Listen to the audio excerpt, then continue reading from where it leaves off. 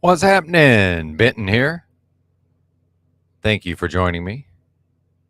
Experimenting with live streaming from the laptop here with StreamYards. If y'all want to hang out, maybe do some panel,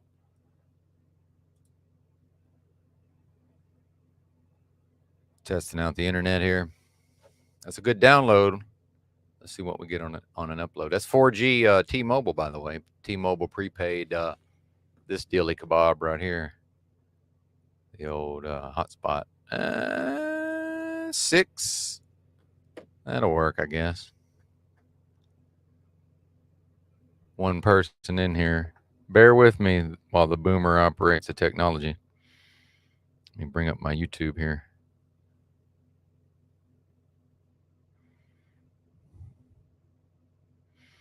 We'll go ahead and post that link. How's my audio? I think probably what I'll do is go play some of Drew and Kim Before the Storm and Tinfoil talking about me from the other day. We'll get into some drama bonding, perhaps. Hey, what's up, Glenn? Oh, shit. Overdrove the mic there. Glenn was catching up on the earlier stream, just had a customer in. Oh, really? It's cool how that works. Glenn said he had a customer. I'm assuming he has a business or is working in retail. It sounds like, who was talking about similar subjects. That's pretty cool. Sound is good. Glad to hear it. Now, real quick, Glenn, while I've got you here, I want to play a video on YouTube, and let's see if you can hear it, if you don't mind. Where is it?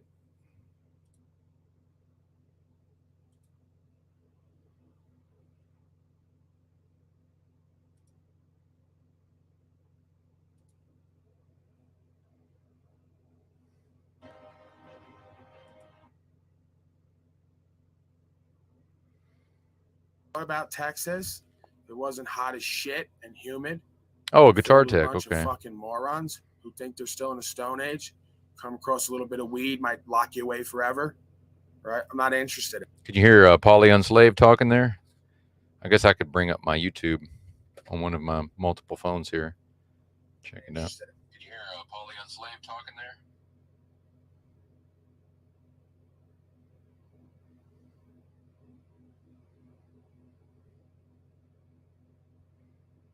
Awesome. Yeah, I hear it too. Pretty cool. I'd like to be able to do all this while I'm driving, but it might be hard to do without going in the ditch. All right. So let's go check out Get Chalked Up.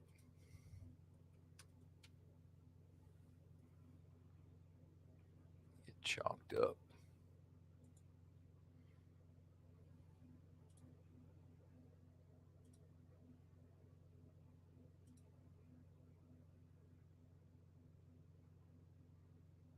Yeah, the church story. And I was asking questions about his fucking story.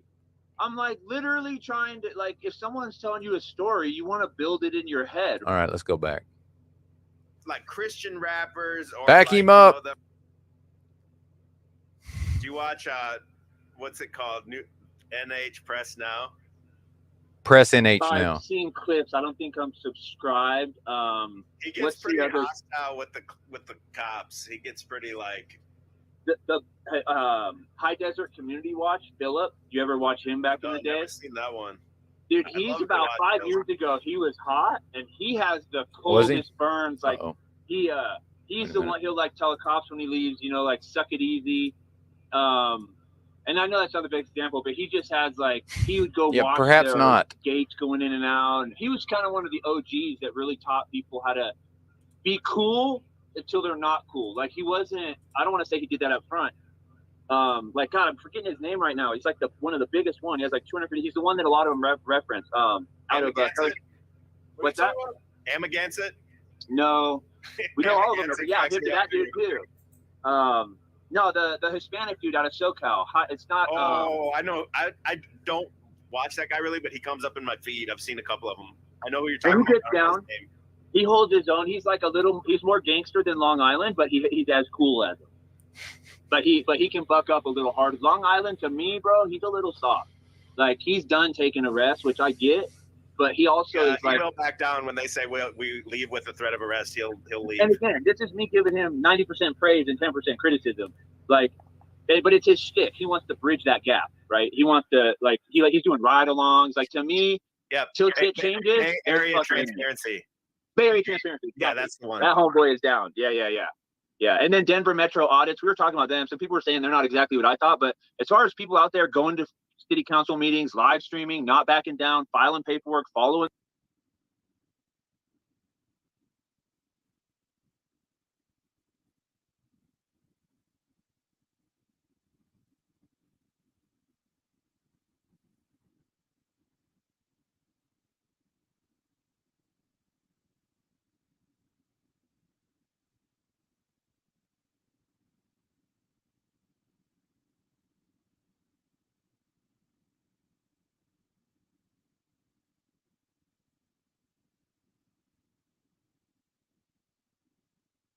Welcome back, everybody. In today's video, we have DMA and two Karens as they try to harass workers that are operating the quote-unquote speed trap.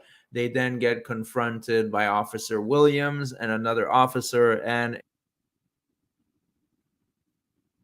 never admit to something like this. Cool. But you were part of the arrest? Yes. Now you're going to get sued. Yeah, you are. You're cool with that? Well, I'm not going to comment.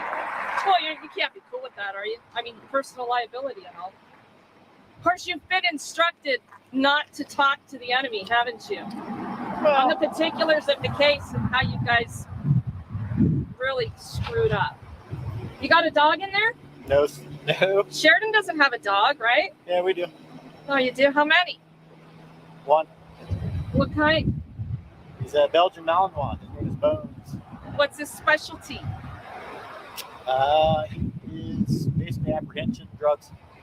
Drugs. We don't need any more drug dogs. Oh, so you got apprehension and drugs? They're dual trained? Yeah, well, they're always tracking and then a drug dog. Oh, okay. Yeah. We're headed up there because Hey, Deborah thinks she's doing sneaky. I'm here with the lovely Sweet Tea Audits. Got Big Sister Regan Benson right there. Look at these fools, man.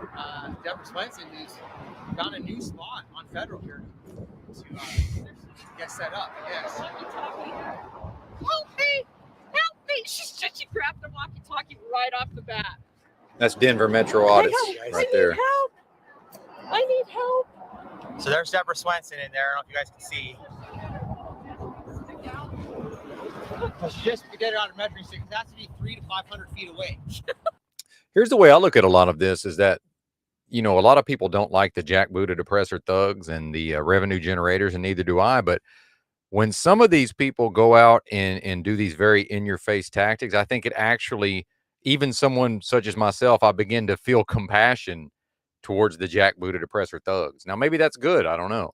But this is who, this is who Kim Before the Storm is citing as an example, to live up to. And if I had a little more time, if I was going to spend more time, I'm sure I could find DMA or Denver Metro audits looking foolish. But just to show you kind of in context, this is what they're referencing here.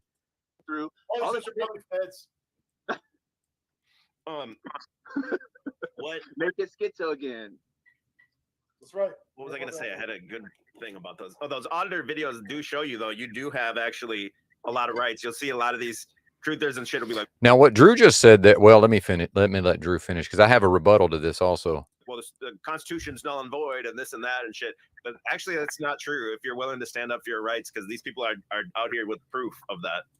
Well, here's the thing, Drew. I don't disagree with you, but it seems to me like a lot of these cops, and the fact is, some of these cops, if they want to, look, they will just go right upside these people's heads and drag them off to jail. And in fact, I would say that the fact that the citizens are recording the police is probably one of the things that keeps the police from just smashing them upside the head and dragging, the frauditors or the auditors off to jail.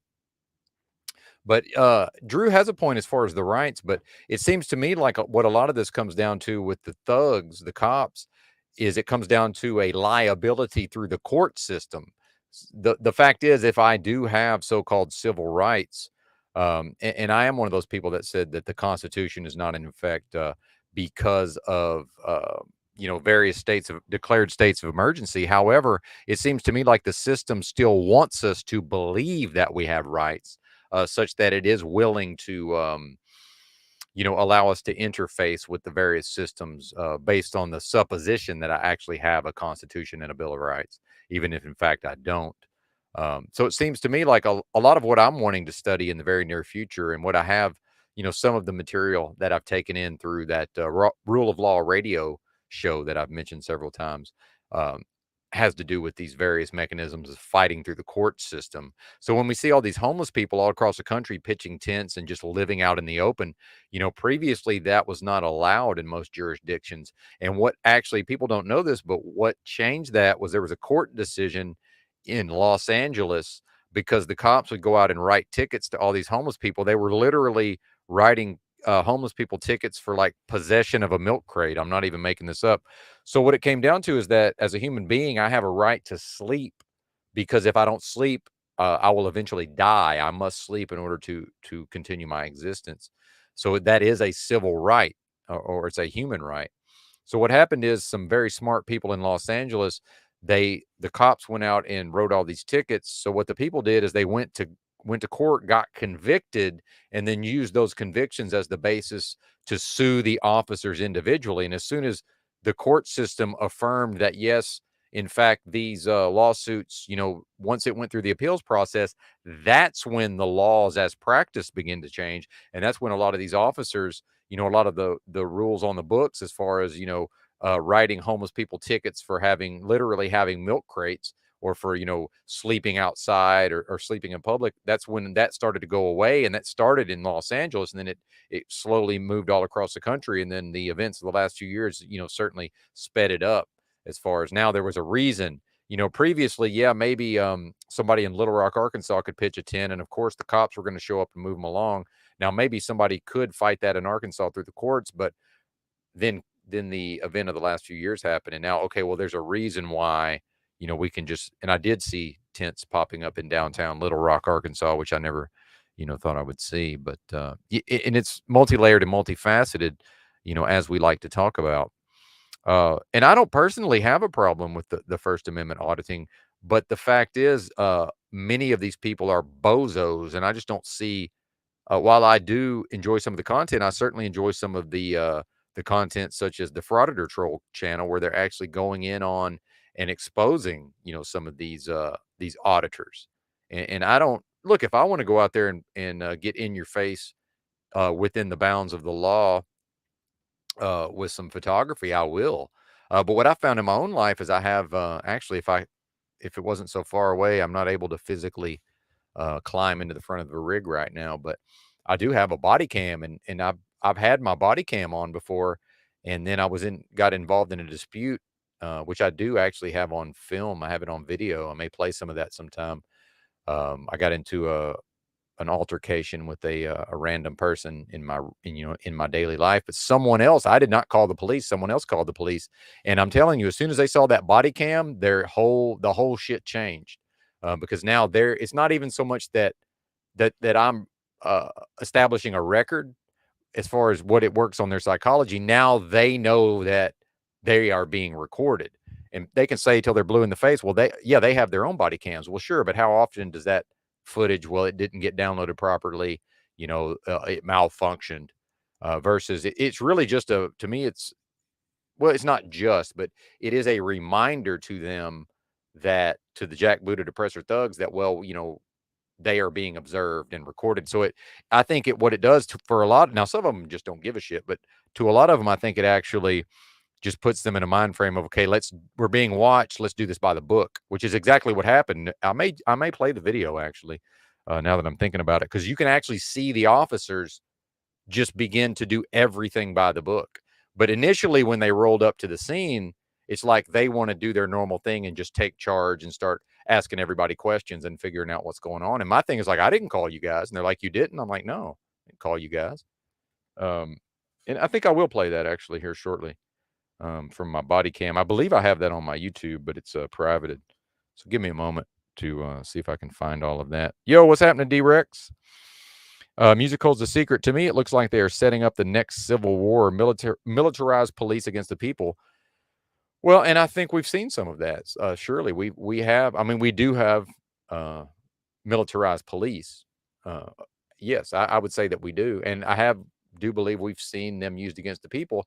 Now, the most striking example I can think is something like the protests in Seattle of the what was that, the some kind of economic conference, World Economic Forum, I believe. In now, here's as much as we don't like Antifa, we don't like these commies, we don't like these lefties, but look at what went on in Seattle. I believe that was in the year 2000, and we certainly did see militarized police mobilized against the citizens.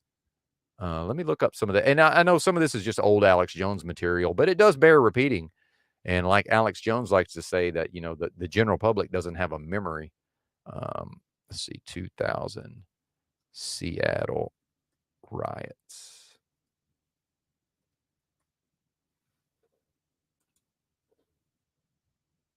WTO, my bad. The World Trade Organization. 99. Protests sweeping the country in response to the killing of George Floyd by Minneapolis police have reignited an ongoing national conversation about police brutality in Black communities. But see, the first thing I hear is, see here how this guy's talking, the presenter. It's like, he's talking in an NPR voice, like Alex Jones calls it. It's interesting, the music and the tone of voice, and that's his Minneapolis here. And in video after video, here we go, yeah. Clashing with police, the protests are also revealing an aggressive response to civil unrest that has become common in American policing. So how did law enforcement come to use these aggressive militarized tactics to respond to protests? And how have they continued today? 20 years ago, one protest changed the way police respond to civil disorder: the 1999 demonstrations against the World Trade Organization in Seattle. The 1999 WTO protests in Seattle were look at this. Point for the American that is a civil war as far as I'm concerned. How they think about how to handle crowd events, particularly mass demonstrations. The battle for Seattle, as it came to be known, began peacefully, but escalated into multiple days of confrontations, mostly after police attempted to disperse protesters with tear gas and pepper spray. After the civil unrest of the 1960s, the government found that So, when we start talking about this a civil war, I think that can evoke images that we've already seen play out, although, in a limited form. That was, like I say, 1999. That was quite some time ago. I mean, just, go back and look at some of that. It looks like a friggin' civil war. Turning point. I mean, look at this. This is nuts. Well, hang on. 20 years ago, one protest changed the way police respond to civil disorder: the 1999 demonstrations against the World Trade Organization in Seattle.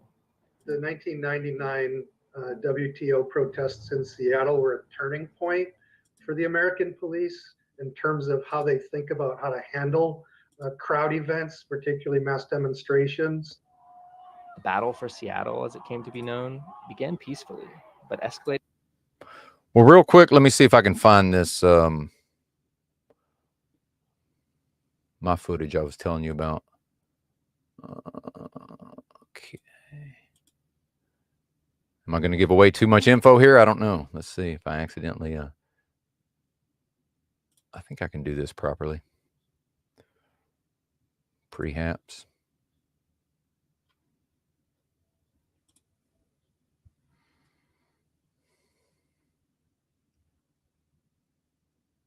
Bear with me, folks. We're content creation on the fly. And thanks for joining, by the way. If anybody, let me go ahead and post that link. If I can stop myself from spazzing out, give me just a second. We'll post up the link. How do we do that? Invite? That's how we do that. Copy. Then this is my first time using StreamYard on the laptop. So, okay, where are messages?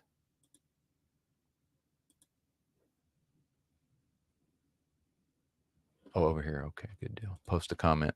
Hey, CBO, here it comes, brother. There you go.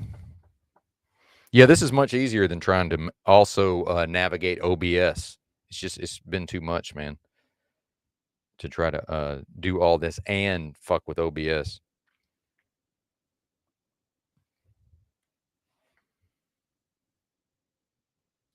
Bam. Yeah, I was showing a little bit of the Frauditor Troll channel. But yeah, there's the link. All police chiefs are Israeli trained. Yeah, that's probably true. Everyman Dan, shout out to you. That was 99 in Seattle. Thank you, sir. Much appreciated. But here's an incident I was involved with where the police showed up, and I believe the fact that I was wearing a body cam actually changed their behavior. But that wasn't me going out and like initiating the action, and no, I'm auditing. It was the police showed up and I had my body cam already on and recording. So let me see. Yeah. Where are we at? Okay, here we go.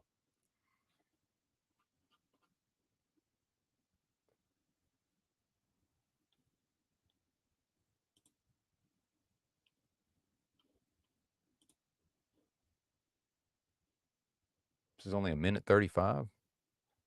Oh, I must have edited this. Okay, this is not the raw footage.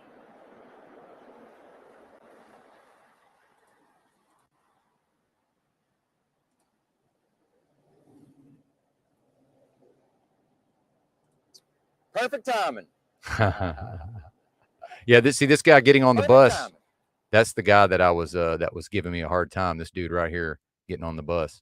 So probably one of these old ladies was sitting over here waiting on the bus, and there's the cops rolling up. But I remember I did not call the police, but I am wearing a body cam.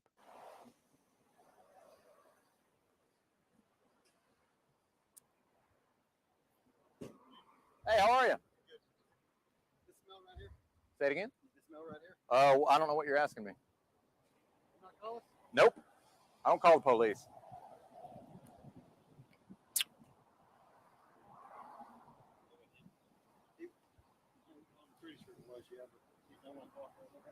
Nothing personal, guys. He's not one to pursue charges or nothing. So, thank you, though. No, I took care of it.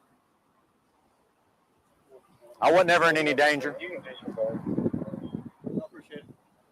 He might have dented my car, maybe, hypothetically, if what we're talking about happened, but that thing's a piece of shit. It's all dented up anyway. I'm not making you talk, but I mean... I know, I'm volunteering information. Yeah, I go everywhere with this. It's not for y'all, it's for these crazy people. I know you don't want to talk, which is fine, but like I said, we have no victim at this point. So no, I'm not. It's not a crime as far as I'm concerned. Yeah, that's right. But if it was, I would consider it my civic duty to let y'all know. Does that make sense? Yeah. Yep. Thanks, guys. But yeah, I didn't call you. Yep. Yep. Y'all take care. See, zero nosiness, zero wanting to know what the fuck's going on. Zero, like, we're in charge. Now, some of that is cultural. I mean, that is in Hot Springs, Arkansas. But let me see. Did that make sense? I know that was kind of an out of context clip, but they rolled up and just once they saw there was no meat on the bone, they just got the fuck out of there. Like, we're out of here, buddy. See you later. I mean, isn't that the way it should be? Yeah, I mean, sorry. Yeah, they probably didn't want anything to do with it, honestly. That's true. That's very true.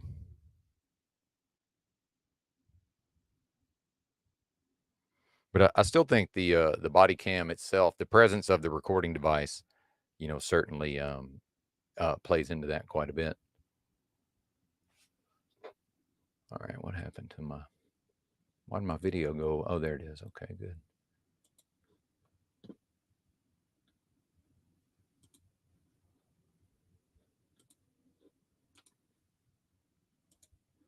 So what these guys are playing is they're playing a chess game where they know the rules and you don't know the rules. Is that what you're saying? By the way, one of my favorite parts of this is that, dude, Tinfoil fucking hates all this. The fact Tinfoil sitting there pretending like to think First Amendment auditing is somehow a good idea or something that people should engage in or that should be, get attention. This is hilarious. The cops. That's what the cops play. Here's the major problem with all of that shit is that what the claim is? We don't know the rules, but they do, and that's how we know that the cops do know the rule. A lot of them, what they try to do is they intentionally try to get arrested to get a lawsuit because it's all on camera. I mean, that's why I'm pro saying I didn't intend to get arrested. And if you watch mine, I actually shut down the arrest, but they wanted to. And it still qualifies as violating rights. What's that? You did very well. Well, and I still haven't seen his video, by the way. And that's not because I don't like Kim. It's because I've literally been that busy. I have not actually, although I could have made time arguably by now.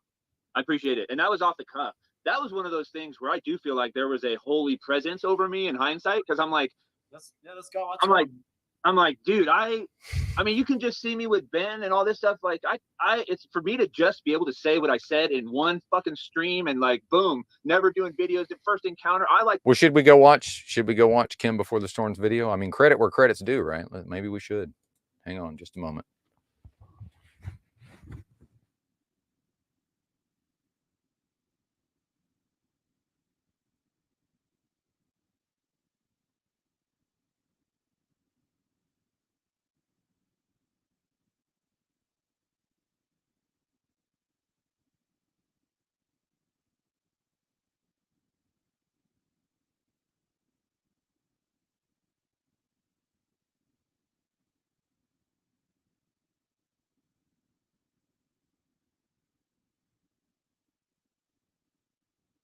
Law? No, but this officer safety, we don't know what's in the vehicle. All right. If you step out, we can talk. Well, this isn't a traffic stop, and I haven't broken a law. This is not a traffic stop, and I have not broken a law. I'm under arrest? What am I under arrest for? Get out of the car. What disorderly conduct? Get out of the car. We'll talk about it. But right now, you're resisting arrest.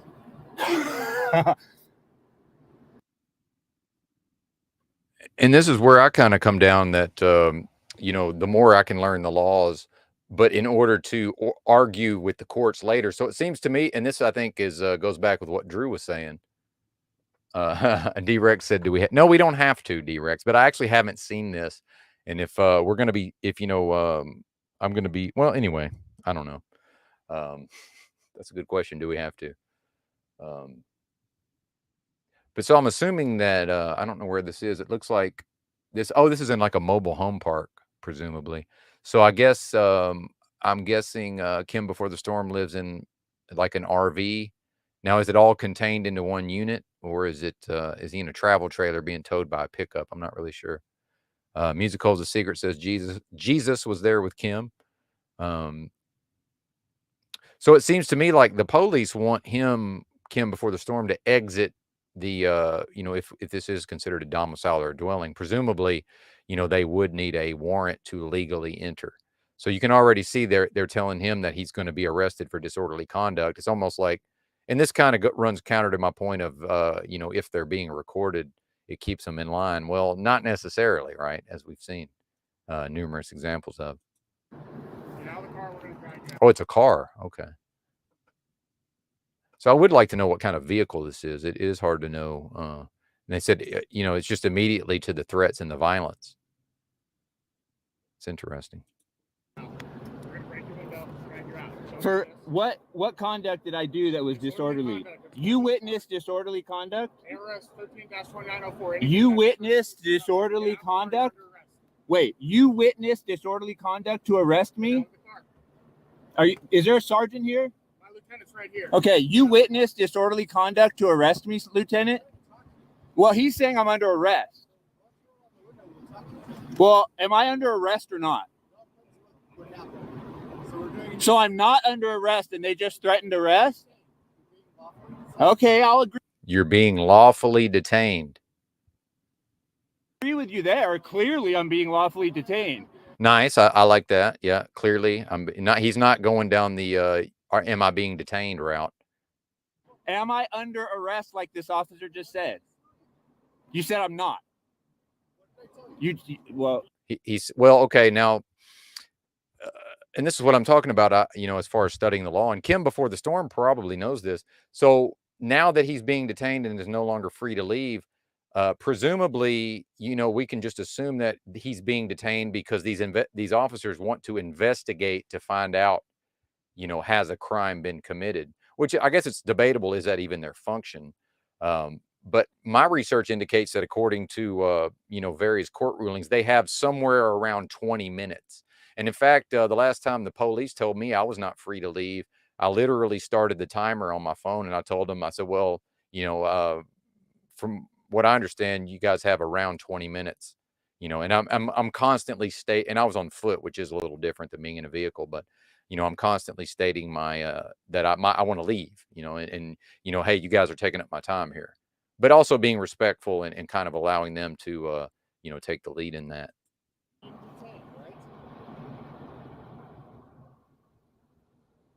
Freaking vent's so loud. I gotta. Okay. Sir, please step out. Now, here's one thing: he could just ask for a lawyer right now. Say, "Well, I want a lawyer." Go Fifth Amendment and now here's the best thing. See, these street cops are so dumb. Hey, okay, I want to speak to an attorney. Oh, why do you need an attorney? Is that legal advice? Like, you're not qualified to determine if I need an attorney, right? Like, they literally cannot provide an opinion on whether or not I need an attorney. That could be construed as practicing law without a license. But again, not to argue it with them, to always put it back in their court to where are they going to actually break a law? And this is something else I'm intending to study is when these, people do break the actual laws, I want to be able to file the criminal charges, myself, which is a thing that can be done. Absolutely. Now, will they be prosecuted? Probably not. No. Okay. So I said, I'll talk to you. Okay, do you have any weapons in your car? I'm not going to answer any questions. Okay, now see, I don't ever say I'm not going to answer any questions because I guarantee you he's going to answer some questions after this. What I say is I'm not going to answer that, or I'm not going to talk about that. And that is one of the things I see with a lot of these folks. And look, we understand in the moment, he may not have even known ahead of time that he was about to be confronted by the jackbooted oppressor thugs, literal armed men who are members of the most violent group in society, the police, right? So I can understand being, in a certain emotional state. But I try to avoid saying things like, well, I don't answer questions because I guarantee you he's going to answer some questions. There's a big difference between us taking you out or not. So you can roll down the window the whole way and let us see your hands. Okay, you guys have you can see my hands. You can see my hands. This isn't a good, bro. We're getting to the point where this isn't a good I understand my rights. I know officer safety. Seeing both of my hands right now, if it's a lawful traffic stop on private property, yeah. So what am I being stopped for? You want to talk about why we're here? I want to know. He said I'm under arrest, and you said maybe. Now, by the way, according to the courts, there is no detention. He is arrested. I mean, legally speaking, he is under arrest. I think when they say you're under arrest, it comes with the connotation that you're then going to be taken to the local county jail and booked and fingerprinted and processed through the system. Like, as far as the law is concerned, this is an arrest, by the way. I'm not stopped for a traffic stop, clearly. Okay, to investigate something. To investigate something? Yes. Okay. What are you investigating? Okay. Well, see, this is where I would get into okay, well, whatever you're investigating has nothing to do with me. So the last time I was detained, now I was on foot, which is certainly an advantage as opposed to being in a vehicle. The fact is, and also, by the way, this is kind of why I think strategically that I really only ever drive commercially now for the most part. It's easier for me to just submit to whatever they're wanting to do to me because I'm driving commercially anyway. So, I do agree with the facts that commerce, interstate commerce is regulated. So it kind of takes the pressure off of me. But last time I was detained by the police, I was literally walking down the street. So when they say, when they're like, well, we want to find out and they always want to say like, we want to clear this up. But they always want to attach it to me as if now, like I'm doing something wrong. But if I do what they want me to do, now then I'm absolved of guilt in the eyes of the system. What I just say is, well, that has nothing to do with me. It's like, oh, well, we just want to clear this up. Well, that has nothing to do with me. See? And so where do you go from there? And then I'm just like, look, man, unless you tell me that I have to stay here, like I'm walking that way, I'm going to keep going. But, unless you tell me I have to stay. And then when they finally tell me that, but again, this is being a vehicle stop's a little different, but you can see kind of the various mechanisms, you know, here. But you know, once we get into the context of an investigation, why that doesn't have anything to do with me, whatever you're investigating, right? Like I'm not a part of your investigation. So, you know, feel free, guys, to investigate whatever you've got to investigate, but your investigation has nothing to do with me. See, I'm already strategically being a lawyer there, because now if they come out and tip their hand and like, well, we're investigating it, did you commit a crime? Okay, well, I want to speak with my attorney then. Then I'm gonna want to proceed only at the advice of legal counsel. See, they haven't even read him his rights, by the way. And if you guys have been watching all of these interrogation videos, you know, in the older days, because I can remember watching interrogations from years ago, you know, they would, if they arrested somebody, they would read them their Miranda rights. But now, dude, that's the first thing they do when they get them in that room is read them their rights. And then if the guy says, you know, the person being interrogated is like, well, maybe I should speak to a lawyer, then they'll read them their rights again. See. So we can say that the jackbooted oppressor thugs know the law, and I'm sure they know some of it, but they also, you can see these are people who are very aggressive by nature, and you know, certainly we cannot cooperate, meaning me and law enforcement, unless we have the same goal, and these people do not have the same goal. Kim presumably wants to be left the fuck alone. These people seem intent on arresting him, taking him to jail, writing him tickets, and extracting money out of him. So how can we cooperate? You know, how can we work together if our goals are at cross purposes? Well, I wasn't disorderly. So, what do you want to know? What happened? Okay, what happened? And remember, also, he said he said I don't answer questions, but he's about to answer. But what do you mean? Like I don't know what you mean. What happened? About what? What? I don't know what you're talking about. What? I mean, I have on film me just talking to him. Very, you know, he was not. We weren't agreeing, but it wasn't yelling. There was no threats. There was no. There was no threat. This one, the one holding the phone. That one. Put it on your window. Now, see, we tell you what to do, and you do it. See, you know, you're going to do what we tell you. You know, we're in charge here. We run the show, right? You know, you're our property. We do with you as we see fit. Yeah. Okay, I'm Italian. I'm sorry. Look, it's literally involuntary when I talk. It comes up, so I'm not trying to do anything. Yeah, well, exactly. And then, you know, we get into you know, like things like suspicious behavior. It's like, well, do you know what my baseline behavior is? Maybe I always behave like this. Suspicious merely means something out of the ordinary. It's like, okay, well, okay, I'm a free American and I get to, you know, choose my path in life, but you're now telling me that I'm obligated to behave like everyone else. And if I don't, that's literally a reason for the violent men and women with guns on their hips to show up and straighten me out at the level of my attitude and behavior, but I'm free. Okay. I always thought that was weird, but it is. Look, I'll roll it down a little more for you. Last night, an employee came in. Yeah, I can't watch much more of this, but I do understand now. I at least have a context for because this video does get referred to a lot. So yeah, let's go back to. And apologies for jumping all over the place here, but I at least needed some context as to what that video was anyway. Look back, and I even myself, I'm like, dude, I didn't practice that shit. I just watched the videos, and it just like vomited out of me. But you did pretty well, man. Let me tell you, you apparently got a lot of views on these videos. Now, see, that Tinfoil's just a fucking liar. He doesn't believe this. That like Tinfoil doesn't go around like lauding people who interact with the police and make videos about it. He thinks those people are to be reviled, scorned, and treated with derision. So this is Tinfoil just blatantly lying to try to gas up Kim before the storm against me. Oh, but he believes in Jesus and he's a good Christian. But we see his behavior, by the way. He's a baller now. It's like I mean, someone who like took old film classes before too. In hindsight, I'm like, it's all. But see him getting puffed up. See, look. look, watch Tinfoil. Watch, he's gassing him up all here. this stuff, like it's for me to just be able to say what I said in one fucking stream and like boom, never doing videos. The first encounter, I like look back and I even myself, I'm like, dude, I didn't practice that shit. I just watched the videos and it just like vomited out of me.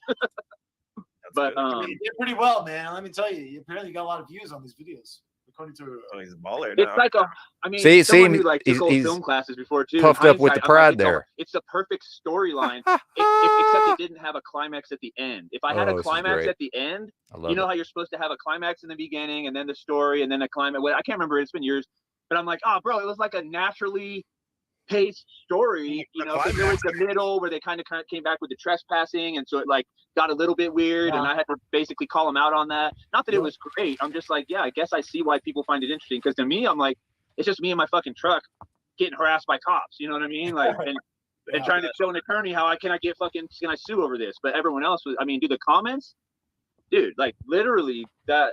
I mean, it's amazing how things work, but 99% of it, I mean, it's really well. And then I do think it's interesting what he said about a lawyer and can I sue over this? Yeah, you could probably pursue damages through the legal system, but a lawyer that you pay money to is not going to assist you in that. Why? Because the lawyer, he has pre-existing relationships with the other lawyers and with the judges. You're the odd man out.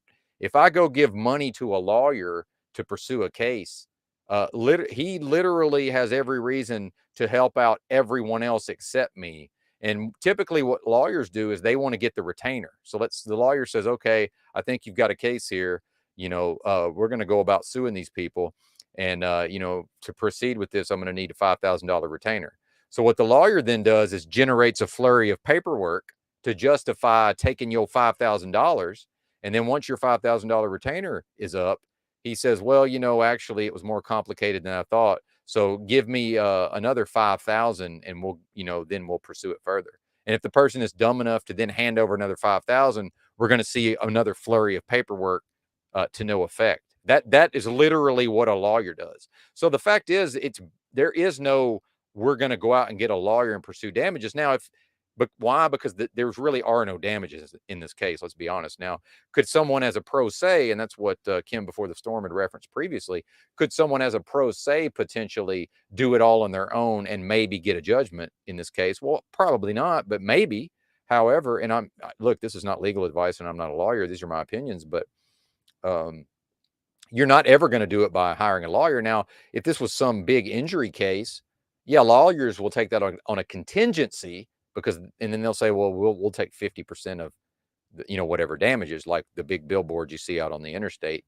You know, they got somebody a $25 million award, you know, for a wreck or whatever. So that it may as well just forget about this idea. In my mind, I've forgotten about this idea of, you know, oh, the cops have harassed me and I have it on video, so let's go talk to a lawyer about it and see if there's a case to pursue. Well, maybe there is a case to pursue, but a lawyer is not going to help you.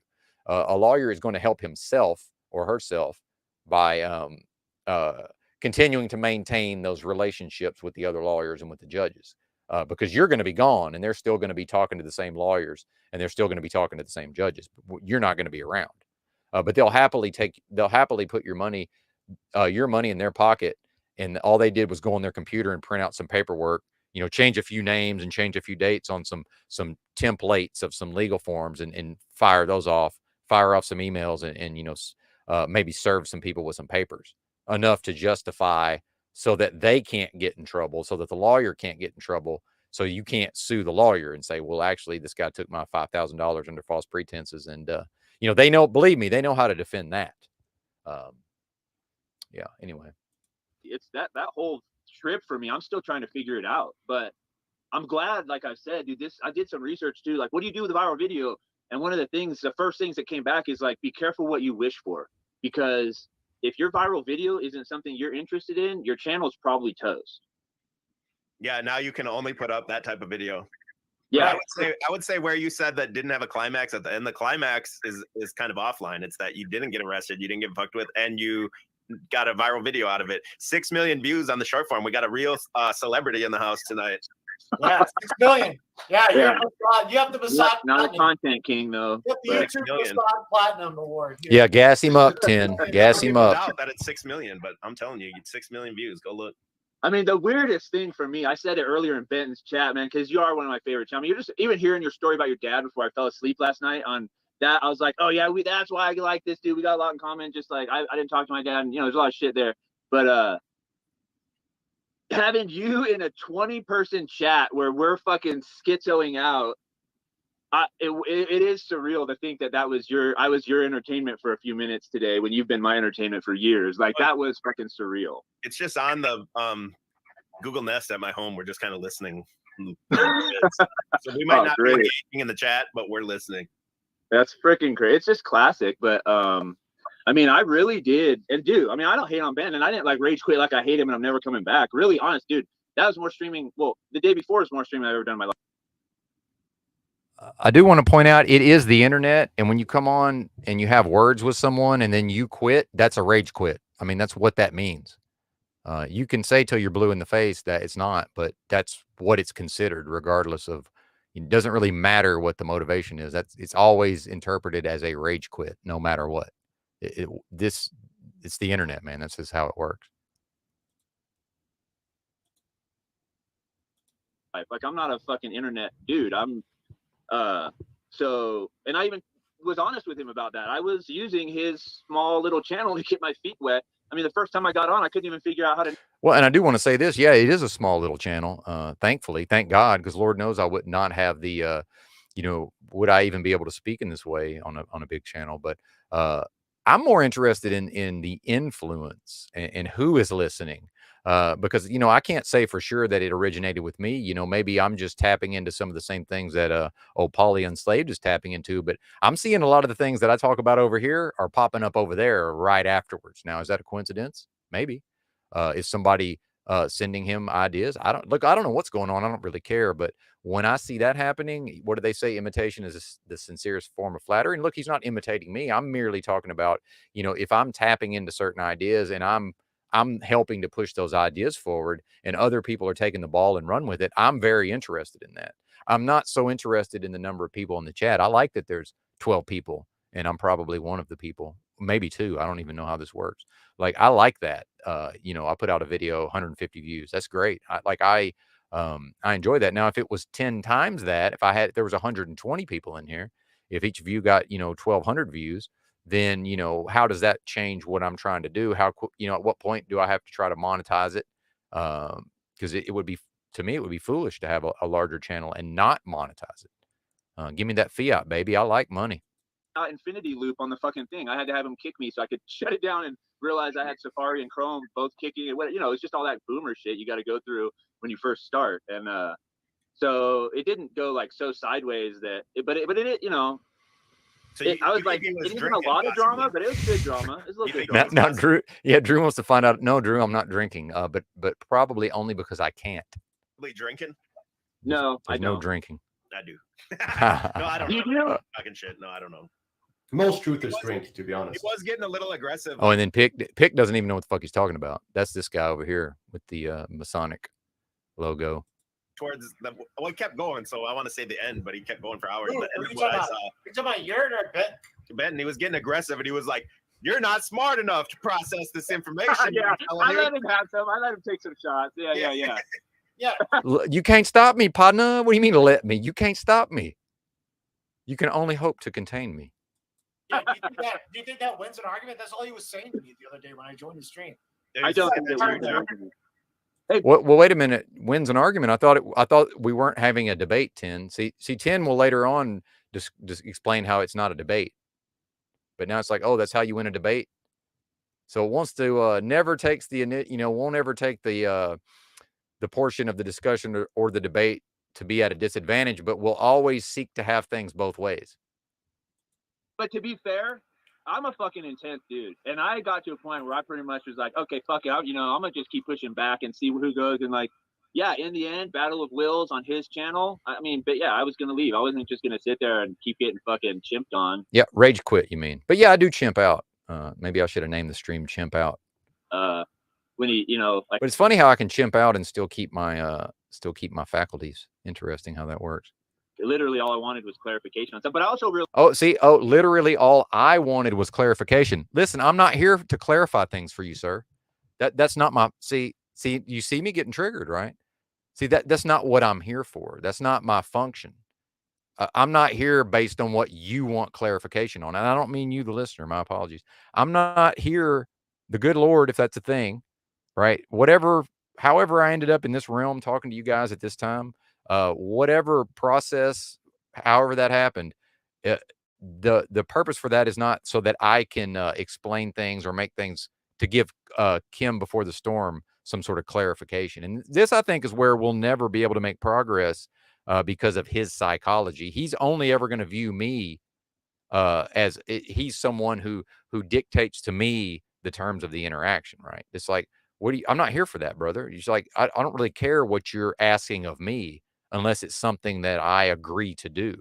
And then we get into topics like freedom and consent. Well, I'm not really consenting to make things clear to you on your terms, Mr. Kim before the storm.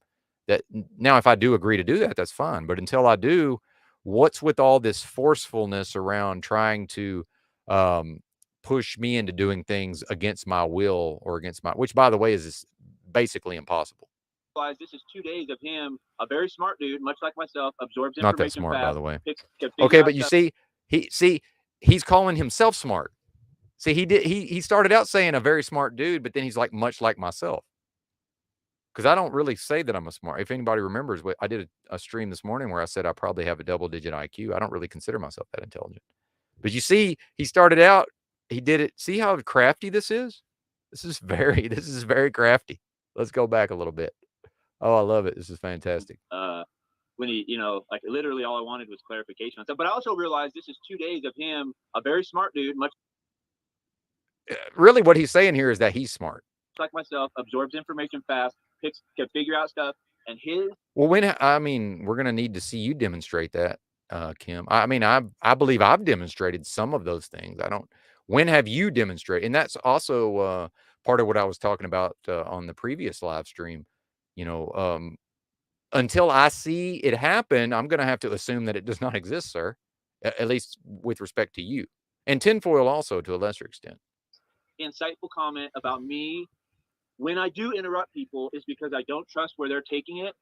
I agree with. I just think it's not something. Like I agree.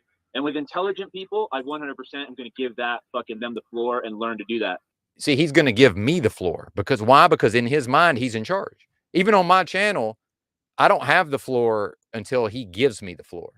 See, this is how it works in his mind, and he's the prisoner of this. I'm not the prisoner of this. He is. I don't suffer because of this, other than when I interact with him. But what percentage of my day is involved with interacting with Kim before the storm? He suffers from this. I mean, am I nuts? Surely you folks are seeing what I'm seeing here.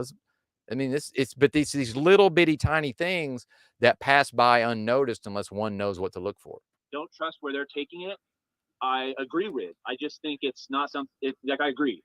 And with intelligent people, I 100% am going to give them the floor and learn to do that. Yeah, so he decides if I'm intelligent. He decides if I get to speak. He decides if I get the floor. But I'm brute motherfucking force at the level of my ideas. I'll believe me. I will. If I need to fight for some space, I'll fight for. I don't need somebody to give it to me. I'll take it. But I will still cut off schizos and get sick of their bullshit pretty quick. Yeah, so get sick of it. Go somewhere else. I mean, what do you mean? Like, yeah, you can come on and talk over me if you want, but that only led to him rage quitting. And I continued the broadcast just fine. See. But again, I only exist in relation to him from his perspective. And that is the narcissism. And I'm not calling him a narcissist. I'm saying that is the narcissism. My entire existence from to him is only in relation to him, period. He's always the lofty, exalted being, and I'm always the lowly, wretched creature. And then through him being magnanimous, he's willing to allow me to, almost like an emperor. And when the person pleases the emperor, like they're allowed to move like a little bit closer to the emperor, in these stories.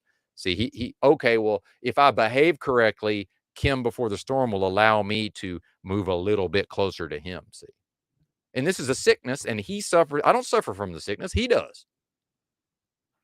Yeah, I don't know what the fuck these people are talking about. Yeah, thanks. Music holds the secret. Exactly. And my favorite part of this is just tinfoil saying all kind of things I know he doesn't believe. I love it. There was no fucking debate. It was a fucking. No, there was no. But wait a minute. But the last thing he said, tinfoil said, was that something about a debate. But now it's not a debate. See, he's just going to have it both ways. Nagging fucking guy child, refusing to answer questions. Refusing to answer questions. Well, I'm not put here to answer your questions. I mean, that's a false premise. That's not what I'm here for. I'm not here to answer people's questions. Now, if I want to, that's fine. But like, what are you talking about? I can't answer questions. I can do pretty much anything I want to do within reason. Like, clearly, I don't want to answer your questions, nor do I feel any who cares? I mean, who the fuck are you, by the way? Tinfoil. Who cares? Oh, you can't answer questions. Okay, I can't answer questions. You're right. Let's move on with our day then. Like, why are we stuck in this? You know, what is this loop? It's a sewing circle.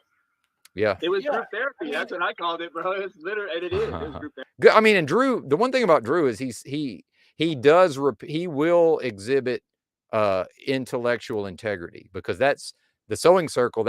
I introduced that, and I used that critically against tinfoil, EBT, and Drew. But Drew's, at least, you know, to his credit, he's operating with intellectual integrity.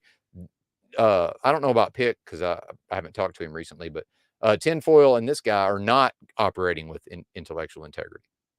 It's not like what what debate was there? This guy was a nagging fucking black girl. Because I think he was like, nah, I ain't gonna answer your question, white man. You bitch. Well, exactly. Well, I mean, again, why would I? You bitch, you what, bitch? Yeah, that's what he did the entire time. So, I mean, 333, you're a fucking retard, bro. Yeah, well, and I probably am, but that's beside the point. He's talking shit. Retarded. Am I missing out on some chat? Rich said tinfoil got spanked by Benton in the debate, so now Tin's got a rage on him. Oh, now, but wait a minute. Now it's not a debate. See, earlier it was a debate when that suited tinfoil's perspective. Now it's gonna not be it's once again not going to be a debate. You got any feedback on me? I knew I would get a reaction of. You knew you would get the correct reaction for you. You fucking stupid idiot. Hey, so I got, if you're, out there. He was like, why stupid thing happened? And then I get reacted to. Maybe not stupid.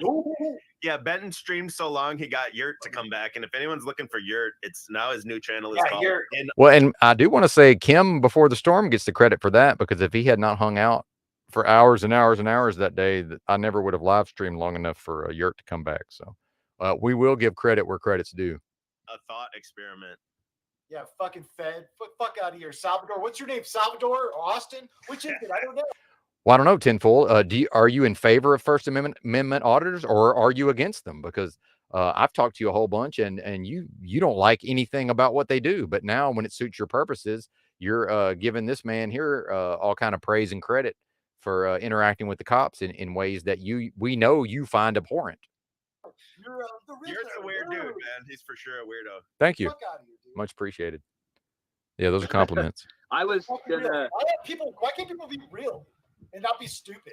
Like and do things like. Yeah, well, anyway. I'm not gonna answer your question. So my name's Austin. No, it's Salvador. Like, come on. I felt like the conversation. Well, see, this is my narcissism. Is they started talking about Yurt, but I actually thought they were talking about me. And both times I've watched this, I've made that mistake, because I just immediately assume they're talking about me, and then I'm like, oh, that's right, they're talking about Yurt. Oops.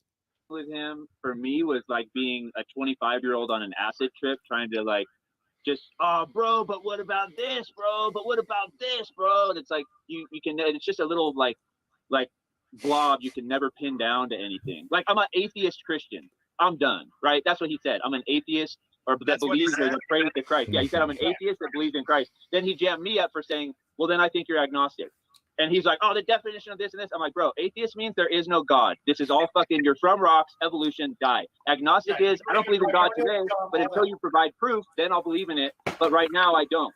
And then he has a different meaning for that than what 99% of the world has. So then he's a fucking idiot. Well, his meaning might be technically whatever that community thinks, but the whole rest of the world.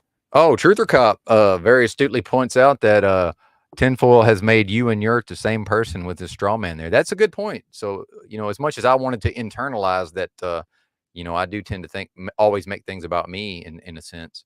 A diva, as pointed out, that Yeah, and you're absolutely right. Very astute observation, Truther Cop.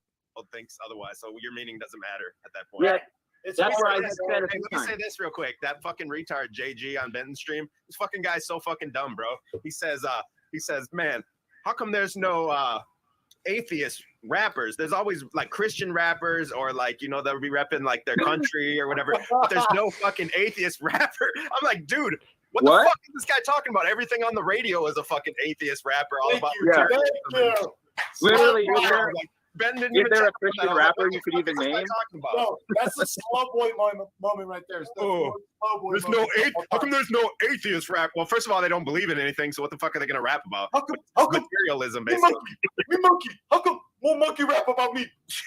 How come that don't happen? My daddy was a silverback. What's that? Is that what the bars are gonna be? My grandma was a damn gorilla. Found out the primordial ooze. And now I'm controlled by the ooze. Yeah, that's Cam, I got a question for you about Benton. What could you? Because I've tried to analyze Benton's and his words and all that, but I can't wrap my head around what. Can you summarize his like philosophy on life or existentialism or whatever? I can't wrap my head around it. Well, and this is a pick. I think is baiting a little bit here because it's been a long time, but I have talked to Pick back in the old Discord days, although mostly through text chat. But I think he might be setting a little bit of a trap here. But I love this because this is, and you see what Kim is going to respond with is going to be more or less gibberish nonsense here, half-baked nonsense. But let's back. I want to hear how Pick set him up here. This is actually very clever, I think. Cam, I got a question for you about Benton. What could you? Because I've tried to analyze Benton's and his words and all that, but I can't wrap my head around what. Can you summarize his like philosophy on life or existentialism or whatever? I can't wrap my head around. Now, see what, and this is interesting because, like, you know, if somebody asked me something like that, unless I knew exactly what to say, I think I would be like, well, I'm not sure that I can do that. Like, so it's, and then I think this also plays into the narcissism or the ego. Like, you know, we're just operating from the notion that, well, of course, Kim, you know, he's astute enough and intelligent enough and has the, you know, the communication skills to speak on my philosophy, which I don't even know that I have a philosophy, by the way. Like, it might already be a false premise, but yeah, I can't wait. Yes, EBT, very, very, yes, it's our drama and we want it now. Absolutely, yes, 100%. what the fuck? Is this guy serious? Can I summarize Benton's philosophy? Yeah, decline, sir. You're gonna make yourself appear foolish. And see, this is what Drew was saying to Tinfoil is that, you know, Tinfoil wants to put me in a position to always be counterpunching, to always throw the first punch, and so that Tinfoil only has the counterpunch. Well, you know, I'm about to do some counterpunching, most likely, and I've watched this once before, by the way, while I was driving. I listened to this. No. Oh, good. Well, see, credit it. Yeah, exactly. No, you cannot. Fantastic. No, but I think he still attempts to after this. For you, I can summarize it for you. Okay. Oh yeah, this is going to be good. Yeah, Tinfoil is going to summarize it for us. Would you like me to do it for you? I can do it for you very easily. do it. Do it. So his philosophy is everything's going to shit, and he's No, that's not it. No, everything is shit. But that's hyperbole because clearly I don't believe everything is shit. But in a sense, in a context, yes, everything is shit in a context. This is a literal hell realm, but it's also it's wonderful and fantastic, and there's a lot of positive things. Yes. He's going to tell you it's going to shit. So anything that bad happens in the future, he's going to claim credit for that from here on out. No. Okay, including COVID, including every excuse me, sorry, I didn't say that. I think now you yeah, you can say it now probably. He's a doomer. Truth in 101. Yeah, I'm definitely a doomer. Yeah, basically a humor. He says he believes in Christ, but he doesn't really believe in any religious type things. But he claims that all religion's man-made, sir. Why would I want to follow a man when if there's a judgment like the Bible says? And I'm not trying to turn it into a Bible discussion, but I'm saying under the framework of religion, if I'm going to face my Maker by myself alone, there's not going to be a man standing next to me. So if all religion comes from man, how dumb would I have to be to put myself in a position to believe that I need to follow a man or men? That seems nonsensical to me. Spirit, like personal Right. experience. But I know we're not going to go religious, and I want to keep EBT around. So anyway, we'll let it play. He's in the Church of Ben. He's created his own religion. This is what Christ. He's basically manifested Christ. He's made Christ to something and what Benton likes instead of what Christ should approve of Ben. It's what Ben creates of Christ. Well, but again, according and I have to say this under the framework I just described. I've got skin in the game, meaning I'm voting with my feet, meaning I'm voting with my actions. So it really doesn't matter what Tin thinks of it. The Basic trutherism. Church. Yeah, basic trutherism. So yeah, you're looking at basic trutherism mixed with a random fucking retard from Arkansas. Put that in a meat grinder and you got Ben. Okay. Well, but there is autism in there too, which I think is probably makes the mix the most interesting. And I think I'm on the spectrum too. Like, no, you're not. And then ever since I talked about the autism spectrum, Kim will not shut up about spectrums. So, and this is where I noticed, I've talked about this recently. I've noticed when people hear me say something, which is fine, but then they start parroting at that all the time, which is fine if you use it properly. You're not autistic, Kim. This is no, sorry. No, you are not. I think he has a little bit. I mean, no, autism. Thanks, EBT. I love you Did too. you hear our talk about altruism? That's another thing that triggered him. Was it him or Yurt? I was trying to shout out to clarify obscenity, something, so by the way. We were on the same page. You can hurt Yurt's feelings with anything at this point. Yeah, I'm sure. Everybody's feelings, bro. That's the other thing I learned is if you don't rage quit, you don't really get them to talk about you. Nobody talked about me the first day when we left amicably. If you rage quit, that's you not true at all. People. So that's a good lesson to learn. But, no, see, this is Kim has forgotten what's happened. What happened is I went to sleep and I let my live stream continue, and he had like an hour and a half. Kim Before the Storm and In a Yurt with Books. Shout out to Austin, who's now his channel is now In a Thought Experiment. They had about an hour and a half discussion about these topics. And then I listened to that the next morning when I was driving a truck, and then I responded to that conversation. And I was very critical of Kim Before the Storm. So he has, in fact, misremembered the sequence of events, which is fine. I do that myself at times. They were making a reference. Benton, when we were talking about how Benton's view, this actually answers your question that you just asked. His view is all humans are motivated by manipulation. And basically, or at least evil, like, because his point is you should avoid manipulating people for your own benefit. Never said that, by the way. Which, I mean, yeah, I agree. No, see, he's attempting to distill something I said into a singular concept when it's actually probably three separate concepts, and he didn't listen enough to understand all three of the concepts. But I spoke what he's talking about and directing towards me. I actually did speak of each of these things, but not in one singular concept. It was broken up. So he's actually, although I don't think he's doing it on purpose, I think he's doing it because he doesn't understand, but he's actually misrepresenting me here. And basically, or at least evil, like, because his point is you should avoid manipulating people for your own benefit. No, never said that. No, well, what I said was that I had been taught, I had been granted some wisdom in my travels, and wisdom being information that is not it's not attained, it's bestowed or granted. What I said was I was taught a very clear lesson about how harmful it is when person A uses person B for person A's own gratification, and I don't mean sexually.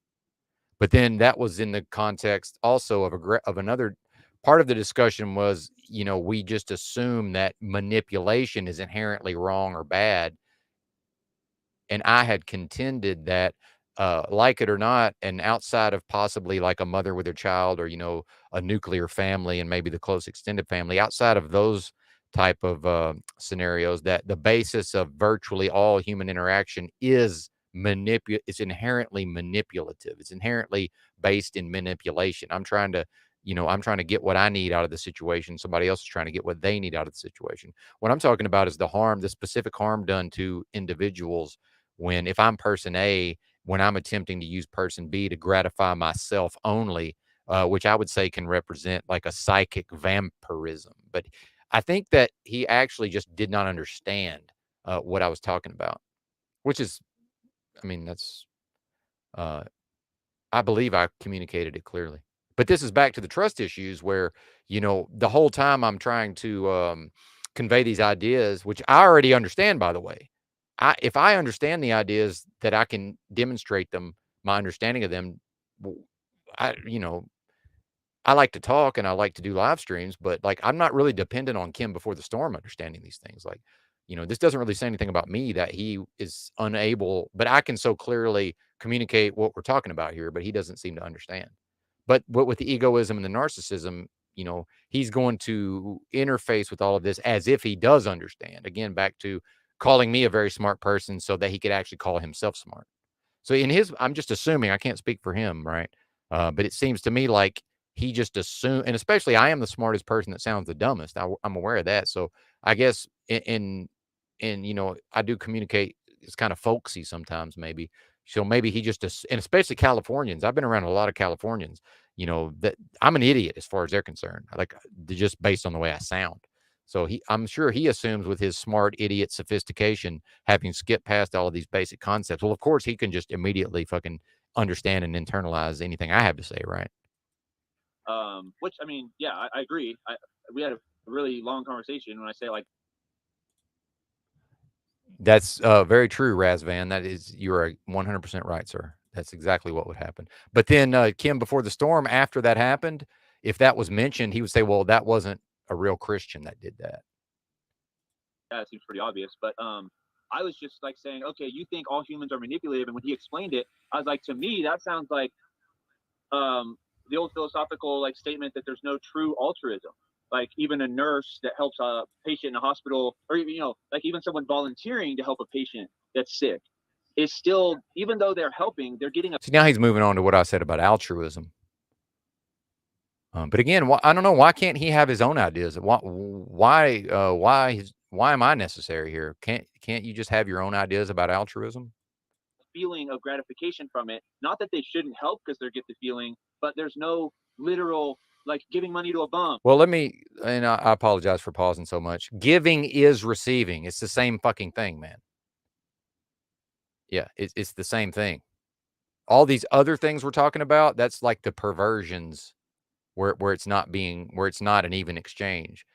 Done properly, giving and receiving is the same thing. Both people receive the same positive feelings, the same, both people are healed spiritually in the same way. It's symbiotic, or it's like a closed loop. When I start talking about person A using person B for person A's gratification, see, that's like the wicked perversion of the same, it seems like maybe possibly the same act. But see, I'm not doing it altruistically. If I'm giving to receive, is that altruistic? See, I'm doing it based in my own self-centeredness and my own self-interest.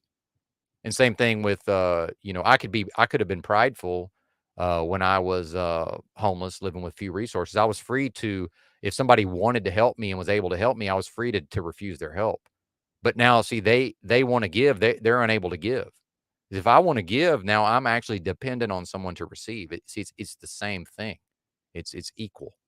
It can't flow, man. You can't have the flow of giving, and you have to have both.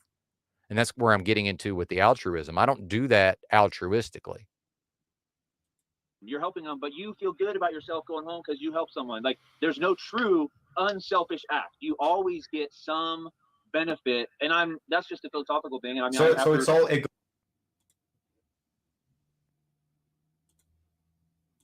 It's all egoic defilements, basically, that we all share, or something. Is his idea? Say that again. It's all egoic defiance. The defilements. Defilement. Egoic defilement. Like, in other words, if you do bad things, it's accumulative to No, we cannot escape the consequences of our actions. Again, basic shit that, why do I understand this and you don't seem to? We cannot escape the consequences of our actions. It's not like, oh, I need to go learn about karma, which, by the way, what we think of as karma is not what karma is according to the Eastern religions, but that's beside the point. Karma would mostly be what I came with here from the past lives. That would mainly be what that is. But we've perverted it and changed the meaning of it, just like yoga is now stretching. But that's not really the point. Yeah. To defiling yourself? Well, yeah, well, it goes by, I guess, the old fucking ancient ideas and Eastern ideas of ego and how we all do things for personal gratification and all stuff and out of selfishness or something. Well, and I think EBT, sorry, I know I'm pausing a lot, but I have a lot to say. And EBT's kind of hitting the nail on the head here. Is like, I've been referred to as a Fed from day one. And like, EBT and Drew and some of these folks, they're willing to interact with me and sometimes collaborate on content. But like, and I do kind of enjoy this aspect of it. I sort of have to prove myself over time. I think, and I'm merely speculating, but I think Kim seems to think almost like in a prison politics sense that he can, use me as a way to get in with these folks. And then now he's he's in whatever group they're in. But it's not gonna, I think he's gonna find out that's not how it's gonna work moving forward. It's just simply not gonna happen. And I'm glad Drew came on with me yesterday morning, but I got to think, if I'm not coming correct and, doing what I've got to do, at the level of making content and being interesting, he's probably not going to waste his time. So, is Kim, other than using me as a interface or a mechanism or a substrate, is Kim going to be able to be interesting enough to hold their interest? Which, yeah, he probably has the ability, but hasn't demonstrated it to this point that I've seen. It's a modern idea of it, I guess. Sorry, I got distracted with EBT. And the comment just came up, which is, yeah, I mean, I guess by traditional standards, I'm definitely a woo-woo Christian, but I believe in the Bible. I'm not adding to or taking away from it. Just my experience is pretty. Oh, and real quick, tinfoil is not, maybe tinfoil will allow this guy to come into the fold, but tinfoil cannot tolerate any deviation from what tinfoil views as correct with respect to the Bible. So yeah, if Kim wants to get in 100% lockstep with what tinfoil believes, then yeah, he will be accepted to some extent. Otherwise, no, he will be cast out. Period. Fucking like road to Damascus, saved out of the pits of hell, supernatural experience to become a Christian late in life. Oh yeah. Obscenity's a Bible believer. It's just he may not believe what you would expect of someone who would say that. And I mean, I went through deliverance. Like I went through a lot of stuff that traditional churches, self-deliverance too. And then I tried to get deliverance from. What do you mean by self-deliverance? Either you don't understand the concepts we're discussing or something's bad wrong here. What are you talking about, sir? Now, see, this is also a person who said he went to China and then was saying that part of him wants to basically live as a Chinese person. And he did mention collectivism. And now here he is talking about self-deliverance, which makes me think of a concept of self-realization, in an Eastern sense of in like a Hindu context, which Paramahansa Yogananda wrote a really good 2-volume set that I read, Second Coming of Christ, The Resurrection of the Christ Within You, in which it was basically, a dissection of the Gospels, but placed into an Eastern framework or an Eastern context, a la self-realization, right? Knowledge of self, which is, of course, not a bad thing at all. But see, so does Kim not understand these concepts, or is he intentionally obfuscating? Is he intentionally trying to achieve nefarious goals? I don't know. Thankfully, I'm not actually, I don't have the IQ, and I'm not paranoid enough to really concern myself with it. But I will figure it out over time. Some people, but I told that story, and I didn't get as much out of that as I got out of myself. But would you say that deliverance has like helped give you a helping hand out of the conspiracy pit? Well, I'm here, so I don't know what that. Well, you could be. Well, and I think Kim knows absolutely nothing. I don't think he's aware of these concepts of post-conspiracy, and that, I am still arguably, although probably not going to be able to maintain this going forward, but for a time I was probably the number one fan of Chalk Body Outline, at least the YouTube channel, and interacting on the Discords. I was certainly not post-conspiracy when I found Drew's material, and in fact, I chose to become convinced, and I've moved way more into, philosophically, into so-called post-conspiracy, and I don't think Kim even understands those dynamics. I really don't. You could be far further down, because that's what Pick is addressing: post-conspiracy versus Truther 101. And see, but Pick referred to me as Truther 101, which does not offend me, because from his perspective, that's probably the category I fit into. And I've said it before and I'll say it again. I'm a conspiracy theorist. I love conspiracies. So, that's not an unfair characterization, but it's in a context. But compared to Kim, he may be Truther 101 compared to me, and now I'm post-conspiracy. But then Pick is farther along. See how it works? It's always relative to a perspective. How this is dynamic, and that's why I don't get on board with this alpha male nonsense. It's like, well, there's no such thing as the alpha male. It's in a context. Yeah, you're an alpha male until a bigger alpha comes along, and now if you're forced to interact, guess what? Now you're beta, or best case scenario, you're on the same level. But see how it works. Oh, deliverance, first of all, saved my life. I mean, no joke. I was dying sick. I mean, every day I get healthier than where I was, and I mean, and mentally and physically. Explain deliverance. Define deliverance first. Explain to me what deliverance. I'll define it. Hang on, give me a second. All right. Yeah, I'll define.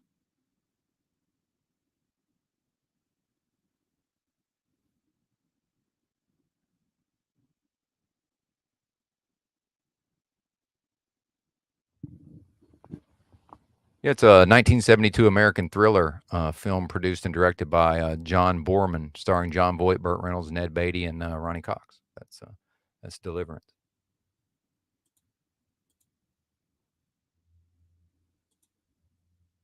Recognized a demonic influence on myself and specifically my soul, and prayed to Jesus Christ to remove it. And through repentance of my sins and a genuine asking, these things, I mean, they're lifting off. I feel like a lift right now, just reminding myself that, like, I literally had something that was grabbing onto me for probably 15 years. I just had this crunch on this side, and it was like it let go. And I went through a phenomenal healing. I mean, I went through a time where like half of my body, like when I had with first when I got out of my business, I was like telling my partners, like, half of my body's going numb. Like I still actually on the camera after looking at stuff, I'm like, oh dude, I think I'm partially paralyzed. Like I never really noticed that. I don't look in the mirror enough and talk, but like, yeah, I've recovered from the symptoms, but definitely the after effects are noticeable. Like my body was dying, man. And that's where when I talk about the spiritual influence on disease, like I'm to the point, I think that, I mean, this is the only way you get sick, in my opinion. Now, toxins. So you can get poisoned. By the way, Tinfoil does not believe in toxins. Just so you know, this is not a thing. He doesn't believe in cleansing. He does not believe in fasting. He does not believe in any of this stuff. It's all hippy dippy nonsense to Tinfoil. Just so you know. From the outside environment, emotional trauma, and spiritual, basically through a degenerate lifestyle, allowing demonic influence in your life. It could be a spectrum, so it's not like once it's there, you're there. I mean, there's the spectrum again, by the way. Yeah, but that's also mimetic through the internet, like mimetics through the like mimetic influences through the internet and your psyche and all those things. That goes into with like conspiracy and subliminal. Oh, now see, here's Kim. Yep, let's go ahead and define everything for Kim. Let's just all stop what we're doing here. And we're already focused on the man, by the way. He already is the center of attention in some ways. But yeah, let's go ahead and just pause everything we're doing. It's not like that man doesn't have a slider bar in his video that he could just slide it backwards and catch up. That's not a thing, right? So let's just stop what we're doing and to better suit Kim before the storm. The suggestion and all that stuff from movies. And are you saying basically like that's the demonic influence on you in the world? Yeah, that's a part of it, definitely. Yeah. It's all collective, It's how it works, exactly. It can be on any level, and then you open yourself up like fucking Graves going to that sex dungeon the other night. Dude, that's just the road to hell, man. Like, and don't get me wrong, I had girlfriends. I used to ask them to do it. We wanted to do crazy shit. I've talked about all that. I'm not hating and judging. I'm saying I've been there, man, and it is 100% the wrong direction to go in life. Like, degenerate sex, the whole porn, the whole thing, dude. It's like, it's so obvious to me why the world is the way it is after getting, delivered and saved. I mean, none of us can cast the first stone, We'll say that? None of us here can cast the first stone, exactly. Well, Pick is saying is that none of us are none of us are pure, spiritually pure. I think is what he's trying to say. Pick, Yeah. do you know what that means? Do you know what that verse means? Well, yeah, you who haven't sinned, cast the first stone. But like, you mean as far as But the do you stoning? know what that means? Though? Yeah. Well, there are many interpretations, I guess. Okay, so further in the Bible, expounds on it, saying that no one has Right. sinned. So what does that mean? Right, exactly. Well, that we all, nobody's perfect, I guess. Exactly. But it's not saying don't judge, right? You're not saying that, are you? We're not making the judgment call. But I just wanted to No. I'm just saying, like, we've all had our if hand dealt with us in the card. We were all dealt cards that we have to, play strategically. Well, I do judge. I'm not going to say I don't, but I'm not judging the person. But I mean, I can judge right and wrong. Like, I'm not saying Grace is a bad person forever for doing it. I'm judging the environment she exposed her to has no benefit, and she definitely is being duped into thinking that she can get benefit out of it. And I'm judging that, but I'm not saying her as a person for doing it is like anything. That's why I'm saying I'm not judging, just to be fair. Like, I'm not into the whole don't judge. I'm just into the, like, don't judge. Take the timber out of your own eye before you point out the splinter in the other person's type thing. You know what I mean? Like, right, you can point out wrongfulness. Sorry, yeah. I'm turning myself down. But you don't want to do it ignorantly, and it's better to do it from experience. Like, it's one thing to read a book. It's another thing to go live it and then come back and say, damn, this is what I saw, Yeah, that's practice and the philosophy. You have one part is the learning, and other part's the doing. Sorry, I think you turned yourself down, and then I turned you down. So, oh, sorry. Yeah, but it's all practices and practice, or learning and doing, basically. You can't all study and fill your head with all kinds of bullshit. Again, like, I hate to even have it. I know he quit the term rage quit, so that's what it's going to be forever. Well, I do want to say this. I do want to point out how intelligent and well-spoken Pick is, who I believe speaks another. I don't believe English is his native language. I'm pretty sure. Just FYI, that's a smart motherfucker right there. But honestly, I just kind of got burned out because I really got way more benefit. Like, I'm just even thinking now. I mean, he actually speaks English as well or better than I do. As far as what you're saying, like, always, I can't remember how you just worded it, but basically it's what we were talking about too. Like, I have been stagnant, and I just think maybe I said it gave the impression of a higher expectation for myself, or I come across as a dick. I mean, I can be an asshole, especially if I'm burned out, and oh, and this is the thinking out loud, by the way. He doesn't really know what the fuck he's figuring it out on the fly. This is the thinking out loud, which is fine. I mean, I think but it's also okay to be quiet and sort of figure it out and then get the floor back. But yeah, this, if you notice, this is just this is half-baked nonsense. Let's go back a little bit here. You can see him sort of trying to work it out in real time. Learning and doing, basically. You can't all study and fill your head with all kinds of bullshit. Again, like, I hate to even have it. I know he quit the term rage quit, so that's what it's going to be forever. But honestly, I just kind of. Oh yeah, I know that. Yeah, definitely. There's something to that being the center of attention. Ask me how I know, by the way. Got burned out because I really got way more benefit. Like, I'm just even thinking now, as far as what you're saying, like, always, I can't remember how you just worded it, but basically it's what we were talking about too. Like, I have been stagnant, and I just think maybe I said it gave the impression of a higher expectation for myself, or I come across as a dick. I mean, I can be an asshole, especially if I'm burned out and my patience is thin. But yeah, my patience definitely ran thin on that Ben stream. Yeah, 7 hours minimum. So priorities. I mean, I was in just a little bit of that stream, but yeah, I lost my patience with this guy because you're being very disingenuous when you're this person that has all these answers and apparently. No, this is a false premise, by the way. So if I have the audacity to go out here into the world and use my mind, and I would assert again, see, I'm going to make an assertion. And now what we'll notice from Tinfoil is that he rarely, if ever, makes any actual assertions at the level of ideas. So what I'll assert is that, this is a tad hyperbolic, but, it seems to me like the most powerful thing that we know of in this realm is the human mind. So the fact that I have one in my skull here, and then I have the audacity, the unmitigated gall. Yeah, we'll let you. I'm going to bring you up, Drew. I'm going to finish this thought real quick. The fact that I have the unmitigated gall to actually just use my powerful mind, but recognizing that we all have a powerful mind in our skull to, be thoughtful over time and to process information and then to speak concepts out of my mouth. So that's now been construed as I have all of the answers. So if I have, it's not possible. Sorry for overdriving the mic. It's not possible to have some of the answers and not know some things. No, I can only have perfect knowledge. See, I can only know everything. This is just, what is this? But yeah, here comes Drew. What's happening? Drew World Order. Are you here? I hear your mouse clicking. Warning. Copyright material has been detected. This stream will self-destruct in 25 seconds and the channel will be terminated. Down, Drew? Repeat. Copyright material has been detected. This stream will self-destruct in 20 seconds.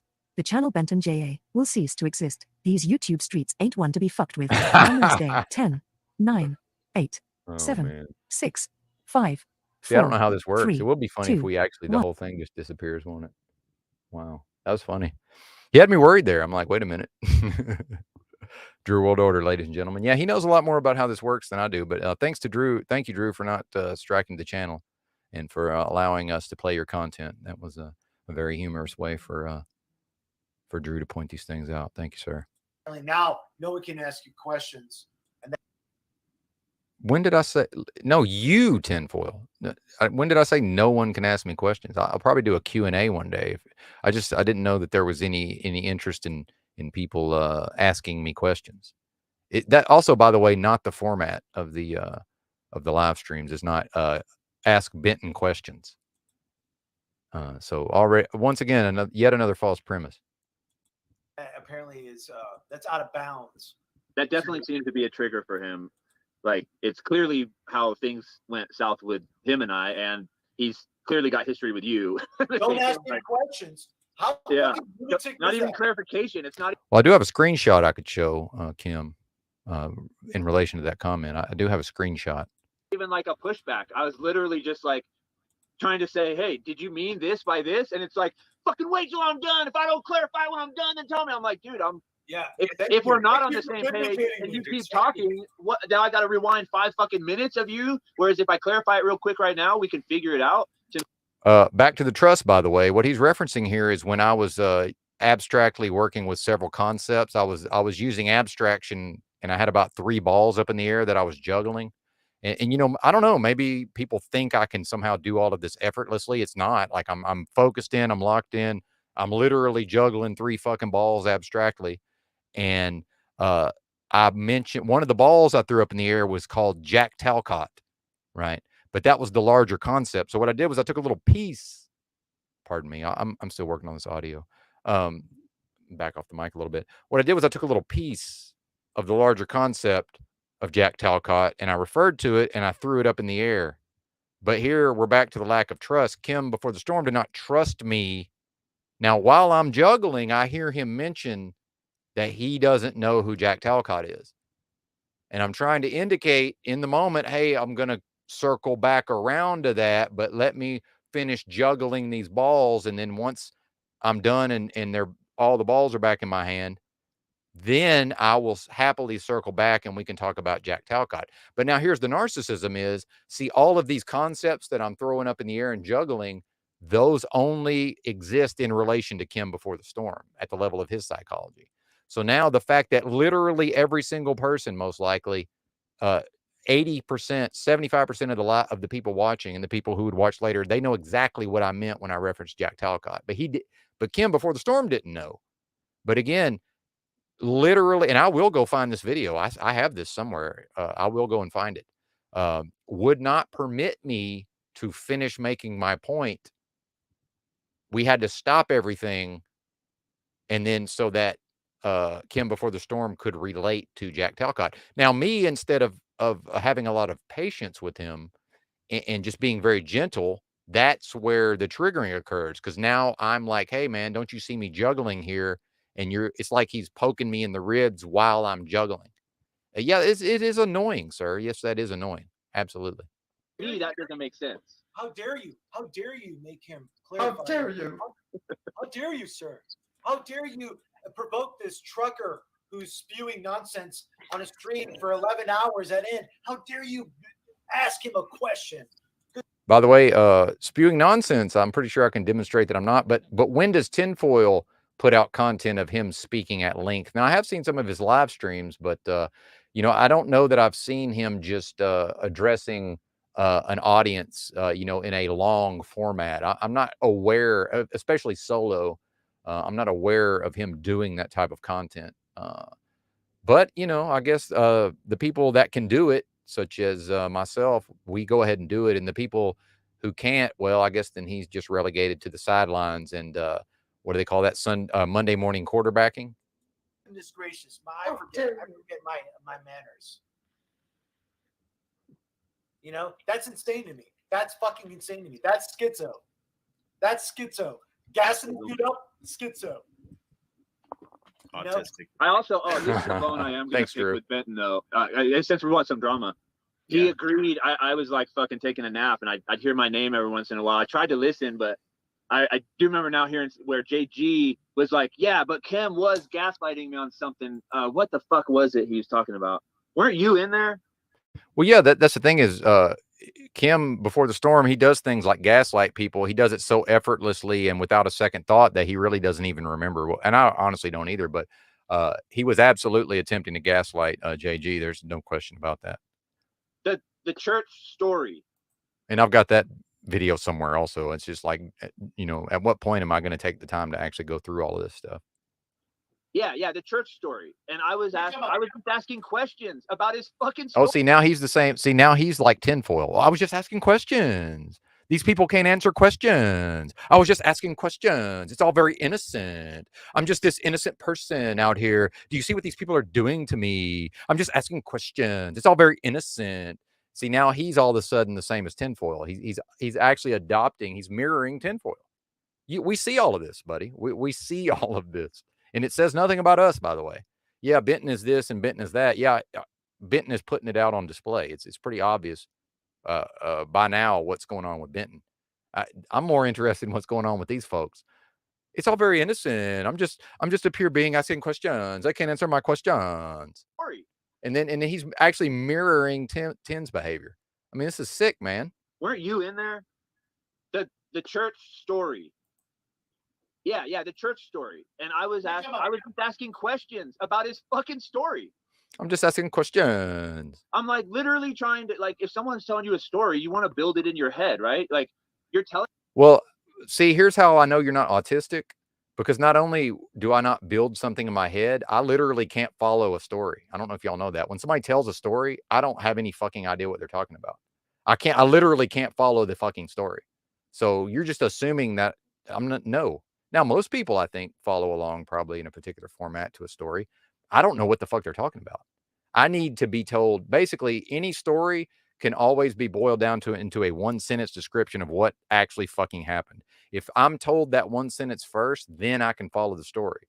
When somebody just launches into some story, I have no capacity to follow the story. But that's my plight. But then he's trying to, again, the mirroring. At a certain point, he's trying to equate himself with me at the level of my autism. Well, not if you can follow these fucking stories, sir. You're not like me, because I can't. And I've tried. And I've taught myself I just don't even try anymore, because I can devote all of my concentration towards following somebody's story.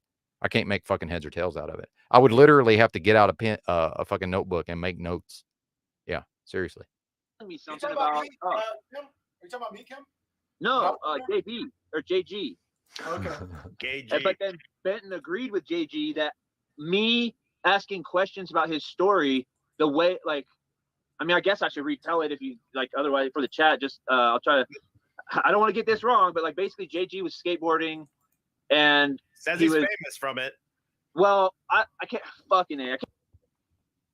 Well, remember if he was. We'll watch JG skateboarding. We'll watch a clip of his skateboarding here shortly. Famous time or not, he was a kid. He had his hood over. Some church people came up, asked if he was around. They didn't see him, but then the people said no, he's not around, even though he was within earshot. And then he heard them say, "Okay, we'll let him know. We're gonna pray for him." So then I'm like, and he's like, "Oh, it's like gang stalking, basically, or some weird shit." I'm like, "Okay, but wait, like, is it your neighborhood? Like, do your parents go to church? Maybe your parents just did an altar call saying, pray for our son who's a hoodlum out getting in drugs and skateboarding.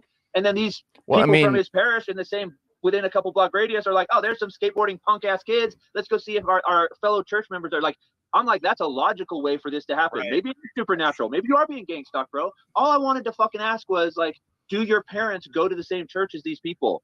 That's it. You can't even get that. Well, yes, again, it's very innocent. He just had a simple question that couldn't be answered. But it's all very innocent. Out. You can't even ask that question. And then Benton agreed that me even asking that question was trying to gaslight him. I'm like, well, again, we have the video of this. I mean, we can go back and see the video, but I also have video of him more or less wanting us all to rate our mental illness on a scale of 1 to 10. And then Kim Before the Storm rating his own schizophrenia at a 10 out of 10. I have that somewhere. And I was just like, well, I'm not. So I don't know what you're talking about. But is that not by the way, is that not gaslighting? Is attempting to get someone to believe that they are in fact mentally ill? You guys don't even know what gas. Well, let's define it while we're here. We have the internet. What is gaslighting?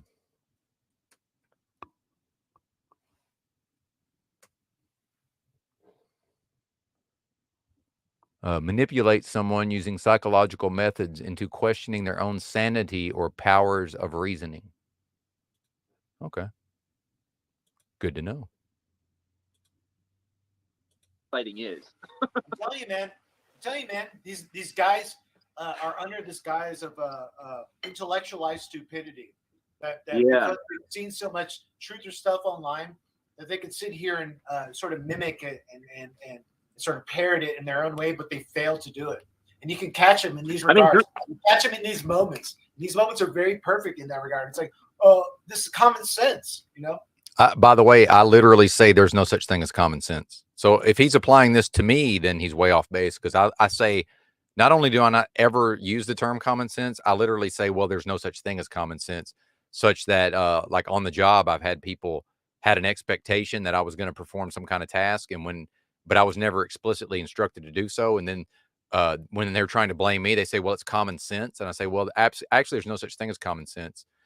Because what's obvious to you and what's obvious to me may be very different things. Because it's obvious to me that if I'm in a supervisor role and I want my underling in this role, and I don't view myself as an underling, nor do I view myself as having a boss. But you know, in the context of employment, common sense to me would be to make it explicitly known to the person who's expected to perform the duty that this is in fact what they are expected to do, rather than being lazy and never informing them and then waiting until a problem occurs and then saying, well, it's common sense, you should have known to do this, which to me, I can only interpret as they believe I'm stupid. So I actually don't even believe that common sense exists. I don't think it's a real thing. Yeah, I got that a lot from him too. Not from me, you didn't. I don't know who you're talking about here, but you did not get that from me. Yeah.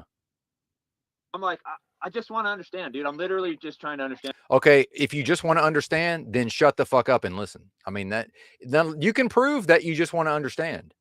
Now, I don't believe you, but you can absolutely prove that you just want to understand. It's called shut your mouth, open your ears. What you're saying, and if I'm dense, like there's only 10 people here. Then, by the way, wait till I pause, then ask a clarifying question. Because see, in the context of this conversation these guys are having, they're treating it as if all questions are the same and originate from the same source and are of the same nature.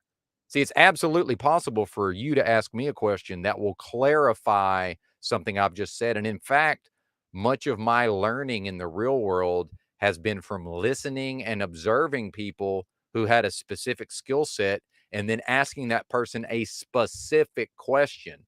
And in fact, I've been questioned in my real life in which I'm a little bit less of an asshole because this is the internet.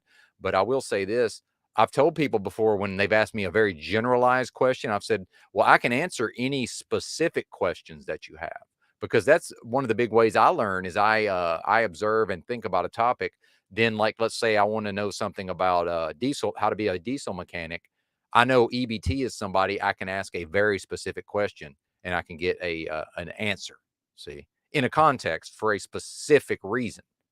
So, you know, this idea that, oh, well, you can't ask him questions. Well, but what if I'm extremely sensitive and able to detect the intention behind the questioning is something that I choose not to interface with? See, oh, but it's all very innocent and we're just innocently asking questions. So I'll go ahead and accept your premise here, Kim, before the storm, that you just want to understand. Okay, close your mouth, open your ears, listen, then formulate very specific questions that are designed to gain specific knowledge that will help you. And I guarantee you, if that's the approach and the tactic that you take, you will be successful. Now, I don't think you're capable of this, but you will succeed on that basis. I promise you. I know because I've done it and it absolutely works. Can you give me the time to explain it to me, or is like, are you that fucking worried about? Oh, again, I explained to him. See, my ideas, my thoughts, the power of my mind, it only exists in relation to him. See, so if I'm not coming to him and explaining to him in a way that suits him, I've done something wrong. It's not him needing to alter the way in which he is taking in my message and then asking clarifying questions. See, as a student, by the way, because I would be the teacher in this scenario, although I'm not interested in being a teacher in that way. But the times in which I'm a student and I allow someone else and I learn from somebody else and they take a teacher role, whether they know it or not, you know, some random person that I've observed that I know has specific information. When I ask them a specific question, they probably don't know in that moment that I'm a student and they're a teacher. See, but see, he's the authority. Again, he's in the high exalted position, and only through specific behaviors can I then be allowed to move closer to hit the emperor. But people, the thing is, and this gets back into the Jack Talcott side of things, people with this psychology, they can never understand that this is how they are interfacing with the world. And they can never understand that it's causing them problems. This doesn't cause me problems. This is not a problem for me in my life. But I guarantee you, this has repeatedly been a problem for Kim before the storm in his life. I guarantee it. The audience, you can't give me a couple seconds. That's his whole thing too. He acts like he's doing a full broadcast on fucking WNBC or something. Like, dude, like you said, there's 10 people here. Well, and real quick, there is a demonstration of specific intelligence, such as the Armed Services Vocational Assessment Battery. I made the highest possible score, so that I have. I'm very good in very specific, very narrowly focused ways. I'm about the best there is. Yes, but in a very narrow application. Outside of that, I'm kind of a fucking idiot. I don't know if you've noticed that, but yeah. Like, it's I good mean, honestly, mindset, but damn. The best shows I watch are the people that don't worry about the audience. It's the people that are literally having a conversation like you as an audience don't exist, and you are just observing. No, it's called discourse, sir. I'm delivering a discourse. In that context, you're expected to be quiet and listen. Now, the platform has provided you an ability to type into the live chat, and if you click the link and come into the, you know, when we talk one-on-one, but no, that is the format. It's a discourse. It's a monologue. Like, what do you think this is? That's what's happening. But yeah, got to be exhausting to know everything about everybody. Well, I'm not exhausted. In fact, I'm arguably perform the most labor out of everybody here. This is my second day off this month. Literally my second day off this month. The fact that I have a great wellspring of mental energies. I mean, what does that have to do with anything? But see, this is a false premise, this idea that I know everything. What it is that if I don't know something, I tend to shut my fucking mouth and not speak on it, unlike you. I know that when I'm not the authority on matters, I know to shut the fuck up and let the people who know better talk. Yeah. It's really not that complicated to recognize. Oh, but now here comes the narcissism. See, can I actually, what does it feel like to admit to myself that there's a great, there's vast holes in my my knowledge, you know? And also autism, by the way, they tend to focus, laser-like focus in very specific narrow fields. So yeah, I know a whole lot about certain things because I've directed that autistic focus at what I'm interested in. And you get outside of that focus, I know almost nothing. Yeah. So that when you say that I know everything, well, no, I know everything about the things I'm interested in. But even that's hyperbolic because certainly some people know more. But there's many topics I know virtually nothing about. So I know not to attempt to speak on those topics as if I know something. But I see Kim Before the Storm repeatedly attempting to speak on topics that he really doesn't understand. So what I would say, sir, is you have a channel. Go ahead and make a video. Start a new channel, by the way. There's 20 people in here. Shout out to the chat. Go ahead and start, or come on here. It doesn't matter, man. There's many ways to get your message across. Open the mic and deliver a 45-minute discourse. Get out your pad of paper. And I'm not telling you what to do. This is what you could do if you wanted to. Get out your pad of paper, make a fucking outline, and talk. Now, you don't have to do it on a live stream. I started out doing my podcast. I would record it, and if it wasn't good enough, I just didn't publish it. You know, there's nothing stopping you from doing this.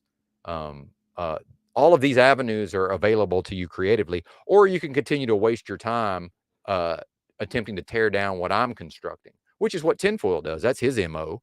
Tinfoil's MO is to never build anything of his own and then so that other people can tear it down. But now he wants to lay back in the cut and just tear down what other people make. Dude, he's wicked and evil, and that's what he is based on his actions. If you take the output of his actions that I've observed, that's a bad person. Okay. I mean, this is not me condemning him to anything. This is me observing what he's showing me and saying, well, based on what I'm seeing, this is a bad person, and that is objective. He's an objectively bad person, which says nothing about me, by the way. I mean, that's where I talk shit to Ben a lot. I say he's in the boomer get off my lawn where he hasn't adjusted to the podcast. Live stream is just like not worried about the audience, or at least not as much as he is. And he's trying to do some like terrestrial radio style show, which went extinct.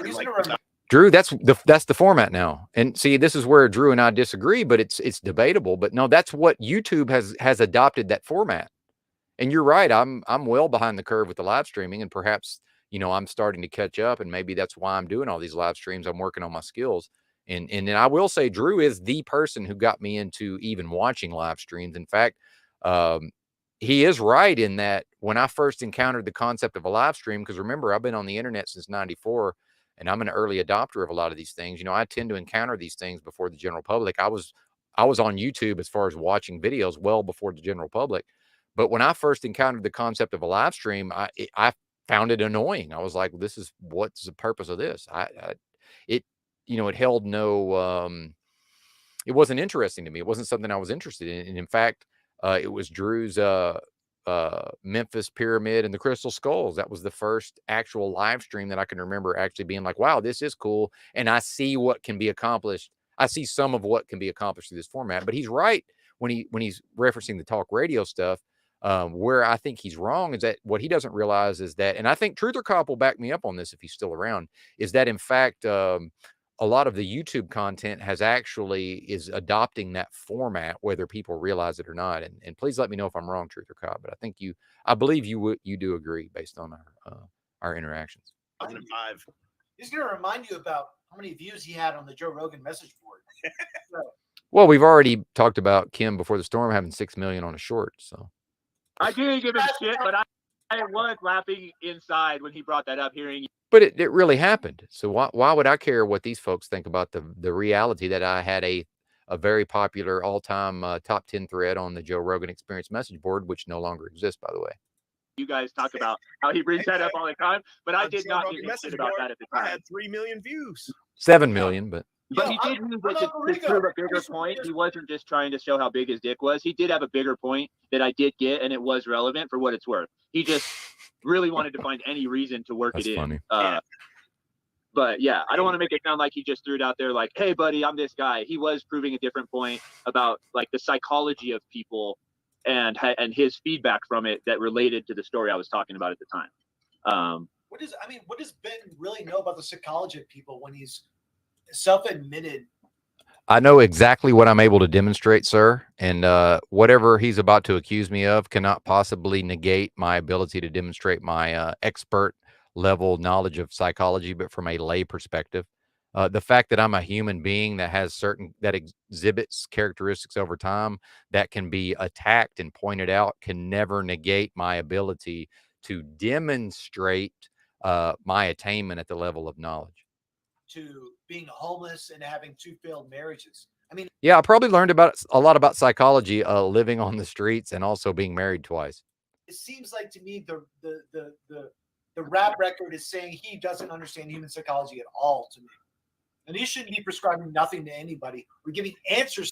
I'm not. See, I think he's projecting a lot here, by the way. But no, I'm not prescribing anything to anyone. I'm speaking extemporaneously on topics of my interest. And if people want to listen, they're free to. By the way, if people don't want to listen, they're free to turn off their station. And that reminds me of something. This will be a good intermission, a good a pause. Hang on just a second.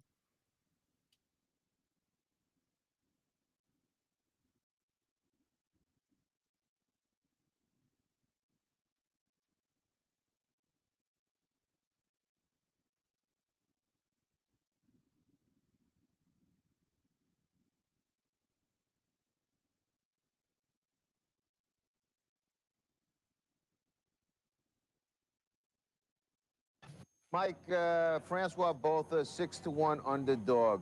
Are there any concerns on your part? I don't know anything about that. I don't know nothing about numbers. I just know what I can do. How about kill this mother? Okay. How about the 19 months off? What about it? What about it? Does it pose any problem to you? We'll see. I doubt it seriously. You take into the ring a lot of rage. Does that work for you or does it work against you at times? You know, who cares? We're in a fight anyway. What does it matter? Well, for example, rage against Evander Holyfield worked against you.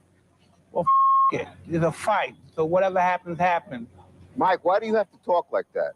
Well, I'm talking to you the way I want to talk to you. Do you have a problem? Turn off your station. You know what? I think we'll end the discussion right now. Then we could. You got it. Have a nice fight, Mike. Off. Kim, before the storm, I talked to you, and Tinfoil, I talked to you the way I want to talk to you. If you don't like it, turn off your station. For John Jones to beat Brandon Vera would be huge for his career, and for Brandon Vera to... I don't know how much more of this I can take, but we'll see. Let him finish up here. Personally. I can't disagree with that. I mean, yeah, the proof is in the pudding. What I can do For all of us. Like, I'm not an example either. Drew's probably the best example in the room. I mean, level-headed dude, having kids, not doing a bunch of crazy shit. I have a failed first marriage. I don't. Yeah, but you're. Hey, I don't know. I said in the room. Okay. But like we talk a lot of. Oh, here's Tinfoil in the chat. By the way, here he comes. Maybe he'll come. Maybe he'll come. Ask me some questions. About Aphrodite Rose Starfire in here, but lately I've seen her saying shit like to these people that attack her. She says, "Show me your life," meaning like, show me that your philosophy. What's the fruits of it in your life? Because she's now in a bread truck. You know, she's traveling the world. She's living better than. By the way, Kim has absolutely no idea what they're talking about here. None whatsoever. I can assure you. No idea. And 90% of these truthers are just sitting online bitching and moaning all day. Here's what's funny. I heard you guys talking about her for like probably a year before she came on your stream and I saw her. Bro, I 100% had a picture of a black girl with an afro. And when she came on, I was like, oh, snap. Like, no, she's nuts. And she was way more level-headed than you guys talked about, but I heard about the whole. This is kind of recent, too. Like, she was way, way, way out there because she was on the internet all day, every day. But now she's gotten off the internet and she's living her life. She bought a bread truck and travels around and does that now. So I think just the fact that she's not on the internet 24/7, now she's recently introduced that, like, show me your life and all that. She seems to have gotten a lot more level-headed recently. And it is. I mean, it is, dude. Show me your friend. Like, and again, I'm not a good example. Show me a good circle of friends. Okay, good. Be a good example then. If you're once you realize that you're not a good example, how about you be a good example? What's so hard about that? Oh, that's called grinding. That's called introspection. That's called pain. That's called struggle. Yeah. Or you can just be like, well, you know, I'm fucking shitty. So, you know, there's always that. But let's how about that guy Benton? He's a train wreck, eh? That are also healthy. You know, show me kids that are well behaved that, you know, you're raising. Right? Show me the fruits of your labor. Like, I was a little successful in business, but I'm not retired. I'm gonna have to get a job pretty fucking quick here. But enough where I could spend a few years doing nothing but taking care of myself. And yeah, it was the best thing ever. Like, I was really feeling for you towards the end of your job, dude, when you like, bro, I'm like, I was so like, I've started over a few times in my life, and as young as you are and how you have it and having a good wife, I'm like, dude, what the fuck is he waiting for? Get the fuck out of there, man. Yeah. I mean, you know, making like 60,000, that's not like that much, but it's a lot for an easy job, man. And to have the seniority and to have like the clout of the seniority where they can say, literally, there's times they would say, I need you to go clean this bathroom, and I'll just straight up say, nah, go get somebody else. And they're like, okay. Where if you start over at another job, you know, you got to fucking eat that shit. I mean, yeah. Are you doing any type of like freelance marketing or graphic design right now? Are you putting yourself out there for that at all? Really? No, I'm God damn, dude. What the fuck? Now. I don't understand. You're better than the graphic designer that I paid to work full time for me. Literally. The problem is not that eBay, or not the eBay, the YouTube like thumbnails and shit. I thought about doing it on like Fiverr, but these people ain't gonna pay. Dude, you don't understand though. It's literally like you need to design ads for all the cookies that you get that then shoot you ads. Like you just need to be able to design an ad that's visually appealing, or honestly, your ability to create a logo, the way you do the Abyss, and like someone pointed that out the other day. I'm like, bro, you could be charging 20 or 30 grand for a fucking logo if you get yourself a rep. Like if you learn, I mean, you already. Yeah, because there's people out there on pills who got some kind of settlement, or they cashed out their fucking 401k, or they came into a lump sum of money and they're all fucking pilled out, and they don't know what the fuck's going on, and they think they're gonna fucking manifest some business, and yeah, they'll break off 20 G's to give to somebody. But I don't know that. I can't speak for Drew, but I'm just assuming he's really not interested in scamming people out of their $20,000. Have the natural talent. If you just refine it and literally get yourself. Oh, you're really good at it. You just got to get better. What the fuck are you talking about, man? One or two in a portfolio that are paid for. Fuck, what I want to do is do T-shirts. So I want to do like I don't know if anyone in here knows them, but it's. By the way, I bought at least 2 of Drew's T-shirts. Yeah, good stuff. Oh well, I guess 3, because one of them went over to tinfoil. Now that I think about it. A guy named Steven Rhodes. You've probably seen his T-shirts. It's like drawings of little kids, and it'll be like a Ouija board. It says Satanism or something. Satanism is cool. They sell them at like Spencer's and shit. The stars were selling them before, wearing them before, right? Yeah. And I want a line of T-shirts like that, but it's like conspiracy, because conspiracy is mainstream. So that's what I want to do, but I don't know how to like. Trademark, man. I can walk you through trademark. You need like a team, and you need money behind you, and someone that can get it to Spencer's and say, "Hey, let's get out there and stuff." Yeah, I mean, how to do that. Yeah, I mean, I did that in a totally different market, but yeah, getting a product, getting it into wholesale, getting it distributed, getting your pricing right. Honestly, dude, the bottom line is what most people don't realize with business. You got to have a good product, but dude, there's the best products in the world have been created and died, and you've never heard of them because the people didn't know how to build a brand and do good customer service. That's how my company got built. I always knew you could improve a product. You're never going to sell the best product you're ever going to sell the first day you launch your business. But if you focus on your brand and customer service, you almost can't fail. Yeah, I got to figure something out. The first thing you got to do is come up with a brand. Think of something that you can. I mean, you're doing logos. You want something that's easily printable. You want to make sure. This is hilarious. Can be embroidered if you do something too, Yeah, that's the thing is I cluttered, actually it can't be embroidered. I printed my own T-shirts way back in like 2008 before I was even good at graphics and stuff. So I made some mistakes that I learned from though. Like I made the graphic like wider instead of taller, and I realized on a T-shirt you want it taller. You want it to fill up more of the shirt. You know what I mean? So I've already learned kind of from that, and now I sell used vintage clothes and stuff on eBay. So I'm always constantly looking at these designs from like the 80s, 90s, like what made this pop, how did this work, and I feel like I could really like make a brand of shirts or whatever. So here would be the short path. You come up with your name. What? Oh my God! I mean, it's too easy. Just write your own jokes about this, whatever's happening here. This is ducks in a barrel, fish in a barrel. Thank you, Tony. Exactly. I was just like, it's almost like there was so many possibilities of criticism for what's going on here that it's just like I froze up. I went into shock. And print up. You need enough money to print up enough shirts so you could do some trade shows. You need to get into some distribution trade shows, and get your t-shirts in there. The people are going to walk by, see. Yeah, this is what tinfoil thinks is admirable in a human being.